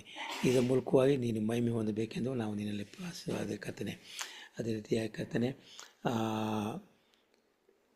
ಟ್ವಿನ್ಸ್ ಕ್ರಿಸ್ಟಿನಾ ಮತ್ತು ಸ್ಟೀಫನ್ ಅವರ ಆರೋಗ್ಯಕ್ಕೋಸ್ಕರವಾಗಿಯೂ ಹಾಗೂ ಅವರ ಒಂದು ಆತ್ಮೀಕವಾದಂಥ ಅಭಿವೃದ್ಧಿಗೋಸ್ಕರವಾಗಿಯೂ ಕರ್ತನೆ ಆತ್ಮೀಕವಾಗಿ ಬೆಳೆಯುವ ಹಾಗೆ ಅವರನ್ನು ಆಶ್ರಯಿಸಬೇಕೆಂದು ನೀನು ಬಿಡಿ ಸ್ವಾಮಿ. ಕುಟುಂಬವನ್ನು ಆಶ್ರಯಿಸು, ಎಲ್ಲ ಕುಟುಂಬವು ಸ್ವಾಮಿ ನಿನ್ನ ಅನ್ಯೋನ್ಯತೆಯಲ್ಲಿ ಬೆಳೆಯುವಾಗಿ ಅವರನ್ನು ಆಶ್ರಯಿಸಬೇಕೆಂದು ನೀನು ಬಿಡಿ ಸ್ವಾಮಿ. ಅತಿಯಾಗಿ ಕರ್ತನೆ ಜಾನ್ ಡೇವಿಡ್ ಅವರ ಕಣ್ಣಿನ ಒಂದು ಆರೋಗ್ಯಕ್ಕೋಸ್ಕರ ಮತ್ತು ಇತರ ಆರೋಗ್ಯಕ್ಕೋಸ್ಕರವಾಗಿ ನಾವು ಪ್ರಾರ್ಥನೆ ಮಾಡ್ತೀವಿ ಸ್ವಾಮಿ. ಅವರ ಮಕ್ಕಳಿಗೋಸ್ಕರವಾಗಿಯೂ ಅವರ ಮಕ್ಕಳ ವಿದ್ಯಾಭ್ಯಾಸಕ್ಕೋಸ್ಕರವಾಗಿಯೂ ನಾವು ಪ್ರಾರ್ಥನೆ ಮಾಡ್ತೀವಿ ಸ್ವಾಮಿ. ಮಕ್ಕಳಿಗೆ ಬೇಕಂತ ಜ್ಞಾನ ಬುದ್ಧಿಶಕ್ತಿ ಬೇಕಂತ ಭಾವಿಸ್ಕೊಳ್ತಾನೆ. ಅವರ ಕುಟುಂಬವನ್ನು ಆಶ್ರಯಿಸು, ಹಾಗೂ ಕುಟುಂಬವು ಸ್ವಾಮಿ ನಿನ್ನಲ್ಲಿ ಭರವಸೆ ಇಟ್ಟಿರುವಾಗ ಸ್ವಾಮಿ ಅವರ ನಂಬಿಕೆಯನ್ನು ಬಲಪಡಿಸು ಸ್ವಾಮಿ, ಅವನ ಆಶ್ರಯಿಸಬೇಕೆಂದು ಬಿಡಿ ಸ್ವಾಮಿ. ವಿಶೇಷವಾಗಿ ಕರ್ತನೆ ಕೂಡಿ ಬಂದಿರುವಂಥ ಪ್ರತಿಯೊಂದು ಕುಟುಂಬಗಳನ್ನು ನಿನ್ನ ಕೈ ಕೊಡ್ತೇವೆ ಸ್ವಾಮಿ. ಪ್ರತಿನಿತ್ಯವೂ ನಿನ್ನನ್ನು ಆರಾಧಿಸುವ ಇದ್ದಾರೆ ಕರ್ತನೆ. ನಿನ್ನ ಅನ್ಯೋನ್ಯತೆಯಲ್ಲಿ ಬೆಳೆಯುವ ಹಾಗೆ, ನಿನ್ನ ಒಂದು ಆತ್ಮೀಕವಾದ ರೀತಿಯಲ್ಲಿ ಬೆಳೆಯುವ ಹಾಗೆ ಅವರು ಕರ್ತನೆ ನಿನ್ನ ಬರೋಣಕ್ಕೆ ಅವರು ಸಿದ್ಧರಾಗುವ ಹಾಗೆ ಸ್ವಾಮಿ, ಇತರಿಗೆ ಮಾದರಿಯಾಗಿ ನಿಂತುಕೊಳ್ಳುವ ಹಾಗೆ ಕುಟುಂಬಗಳನ್ನು ಆಶ್ರಯಿಸು, ಅವರ ಕೆಲಸ ಕಾರ್ಯಗಳನ್ನ ಆಶ್ರಯಿಸು, ಅವರ ಆದಾಯಗಳನ್ನು ಆಶ್ರಯಿಸಪ್ಪ ಸ್ವಾಮಿ. ನಿನ್ನ ಸಭೆಗೆ ಅವರು ಆಧಾರ ಸ್ತಂಭಗಳಾಗಿ ನಿಂತುಕೊಂಡು ಸೇವೆಯನ್ನು ಅಭಿವೃದ್ಧಿಪಡಿಸುವ ಹಾಗೆ, ಅವರು ಸೇವೆಗೆ ಬೆನ್ನೆಲುಬಾಗಿ ನಿಂತುಕೊಳ್ಳುವ ಹಾಗೆ ಈ ಎಲ್ಲ ಪ್ರಿಯ ಮಕ್ಕಳನ್ನು ಆಶ್ರಯಿಸ ಸ್ವಾಮಿ. ಹಾಗೂ ಕಾರ್ಯಕ್ರಮ ನಡೆಸಿಕೊಳ್ಳುವಂಥ ಸಹೋದರಿಯನ್ನು ಹಾಗೂ ಕಾರ್ಯಕ್ರಮ ಆಯೋಜಿಸಕ್ಕಂಥ ಬೋಧಕರನ್ನು ನೀನು ಆಶ್ರಯಿಸಪ್ಪ ಸ್ವಾಮಿ. ಪದಾವರಿ ಕರ್ತನೆ ಎಲ್ಲವನ್ನು ನೀನು ಕೈಬಿಸ್ಕೊಳ್ತೇವೆ ಸ್ವಾಮಿ. ಈ ದಿನದಲ್ಲಿ ವಾರ್ಷಿಕೋತ್ಸವವನ್ನು ಆಚರಿಸಿಕೊಳ್ಳುವಂಥ ಹುಟ್ಟುಹಬ್ಬವನ್ನು ಆಚರಿಸಿಕೊಳ್ಳುವಂಥ ಎಲ್ಲ ಮಕ್ಕಳನ್ನು ನಿನ್ನ ಕೈಗೆ ಒಪ್ಪಿಸ್ಕೊಳ್ತೇವೆ. ಅವರನ್ನು ಆಶ್ರಯಿಸು. ಇನ್ನೊಂದು ವರ್ಷವನ್ನು ಅವರು ದಯಪಾಲಿಸಿಕೊಟ್ಟಿದೆ. ಮುಂದಿನ ವರ್ಷಗಳಲ್ಲಿಯೂ ಅವರು ನಿನ್ನನ್ನೇ ಆತುಕೊಂಡಿರುವ ಹಾಗೆ, ನಿನ್ನಲ್ಲಿಯೇ ಅವರು ಭರವಸೆ ಇಟ್ಟಿರುವ ಹಾಗೆ, ನಿನ್ನ ಅನ್ಯೋನ್ಯತೆಯಲ್ಲಿ ಬೆಳೆಯುವ ಹಾಗೆ, ನಿನ್ನ ಕೃಪೆಯಲ್ಲಿ ಬೆಳೆಯುವ ಹಾಗೆ ಅವರನ್ನು ಆಶ್ರಯಿಸಬೇಕೆಂದು ಹಾಗೂ ಕರ್ತನೆ ಈ ಎಲ್ಲ ಕುಟುಂಬಗಳ ಮೇಲೆಯೂ ಪ್ರಾರ್ಥನಾ ಮನೆಗಳ ಮೇಲೆಯೂ ನಿನ್ನ ಕೃಪೆ, ನಿನ್ನ ಕರುಣೆ, ನಿನ್ನ ದಯೆ ಕರುಣೆ ಸದಾಕಾಲ ಇರಲಿ ಕರ್ತನೆ. ಇವರ ಜೊತೆಯಲ್ಲಿ ನಿನ್ನ ಪ್ರಸನ್ನತೆ ಇರಲಿ ಸ್ವಾಮಿ. ನೀನು ಎಲ್ಲರ ಜೊತೆಯಲ್ಲಿ ನೀನೇ ಕುಟುಂಬನಾಗಿದ್ದುಕೊಂಡು ಯಜಮಾನಾಗಿದ್ದುಕೊಂಡು ಎಲ್ಲರನ್ನು ನಡೆಸಿ ನಿನ್ನ ಕೃಪೆ ಅಡಿಯಲ್ಲಿ ಬೆಳೆಸಬೇಕೆಂದು ಮತ್ತೆ ನಾವು ಸಾಯಂಕಾಲದಲ್ಲಿ ಮತ್ತೆ ಕೂಡಿ ನಿನಗೆ ಸ್ತುತಿ ಸ್ತೋತ್ರಗಳೊಂದಿಗೆ ನಾವು ನಿನ್ನ ಮಹಿಮೆಪಡಿಸುವಾಗಿ ಕೃಪೆ ಮಾಡಬೇಕೆಂದು ನಮ್ಮ ಪ್ರಭು ರಕ್ಷಕನಾದಂಥ ಯೇಸುವಿನ ಮುದ್ದು ನಾಮದಲ್ಲಿ ನಿನ್ನನ್ನು ಬೇಡ್ತೇವೆ ನಮ್ಮ ತಂದೆಯೇ, ಆಮೇನ್. ಆಮೇನ್. ಪರಲೋಕದ ಪ್ರಾರ್ಥನೆಯನ್ನು ಮಾಡಿಕೊಳ್ಳೋಣ. ಪರಲೋಕದಲ್ಲಿರುವ ನಮ್ಮ ತಂದೆಯೇ, ನಿನ್ನ ನಾಮವು ಪರಿಶುದ್ಧವೆಂದು ಎಣಿಸಲ್ಪಡಲಿ, ನಿನ್ನ ರಾಜ್ಯವು ಬರಲಿ, ನಿನ್ನ ಚಿತ್ತವು ಪರಲೋಕದಲ್ಲಿ ನೆರವೇರುವ ಪ್ರಕಾರ ಭೂಲೋಕದಲ್ಲಿಯೂ ನೆರವೇರಲಿ. ನಮ್ಮ ಅನುದಿನದ ಆಹಾರವನ್ನು ಇವತ್ತು ನಮ್ಗೆ ದಯಪಾಲಿಸ್ಕೊಡು. ನಮಗೆ ತಪ್ಪು ಮಾಡಿದವರು ನಾವು ಕ್ಷಮಿಸದಂತೆ ನಮ್ಮ ತಪ್ಪುಗಳನ್ನು ಕ್ಷಮಿಸು. ನಮ್ಮನ್ನು ಶೋಧನೆಯೊಳಗೆ ಸೇರಿಸದೆ ಕೇಡಿನಿಂದ ತಪ್ಪಿಸು. ಯಾಕಂದರೆ ರಾಜ್ಯವು, ಬಲವು, ಮಹಿಮೆಯು ಸದಾಕಾಲ ನಿನ್ನದೇ ಸ್ವಾಮಿ. ಆಮೇನ್. ನಮ್ಮ ತಂದೆಯಾದ ದೇವರ ಪ್ರೀತಿಯು, ನಮ್ಮ ರಕ್ಷಕನಾದಂತ ಯೇಸು ಕ್ರಿಸ್ತನ ಕೃಪೆಯು, ಪರಿಶುದ್ಧಾತ್ಮ ದೇವರ ಅನುನ್ನತಿಯು, ಐಕ್ಯತೆಯು, ಸಹವಾಸವು ಇಂದು ಎಂದು ಸದಾಕಾಲ ಕೂಡಿ ಬಂದಿರುವಂತ ದೇವರ ಮಂದಿಯ ಸಂಗಡ, ಪ್ರಾರ್ಥನೆ ವಿಜ್ಞಾಪನೆಗಳನ್ನ ಸಲ್ಲಿಸಿದಂತ ಪ್ರತಿಯೊಬ್ಬ ನಿನ್ನ ಮಕ್ಕಳ ಸಂಗಡ, ಹಾಗೂ ಸ್ವಾಮಿ ವಿಜ್ಞಾಪನೆ ಮಾಡಿದಂತ ನಿನ್ನ ಭಕ್ತರ ಸಂಗಡ, ನಮ್ಮೆಲ್ಲರ ಸಂಗಡ ಇಂದು ಎಂದು ಸದಾಕಾಲ ನೆಲೆಯಾಗಿರ್ಲಿ ಸ್ವಾಮಿ. ಆಮೇನ್.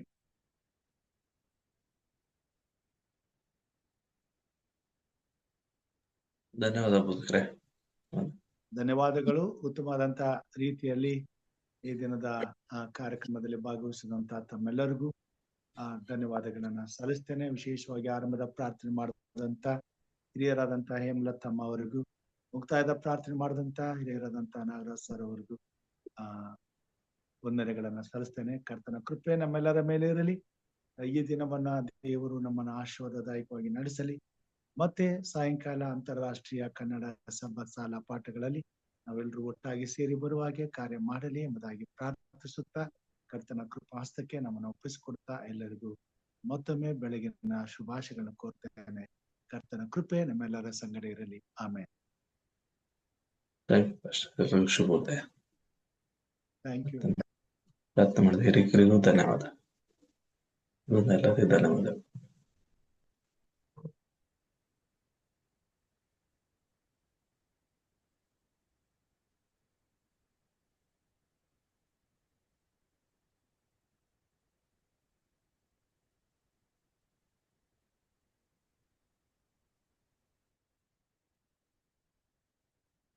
ಧನ್ಯವಾದಗಳೊಂದಿಗೆ ಮುಕ್ತಾಯ ಮಾಡ್ತೇನೆ.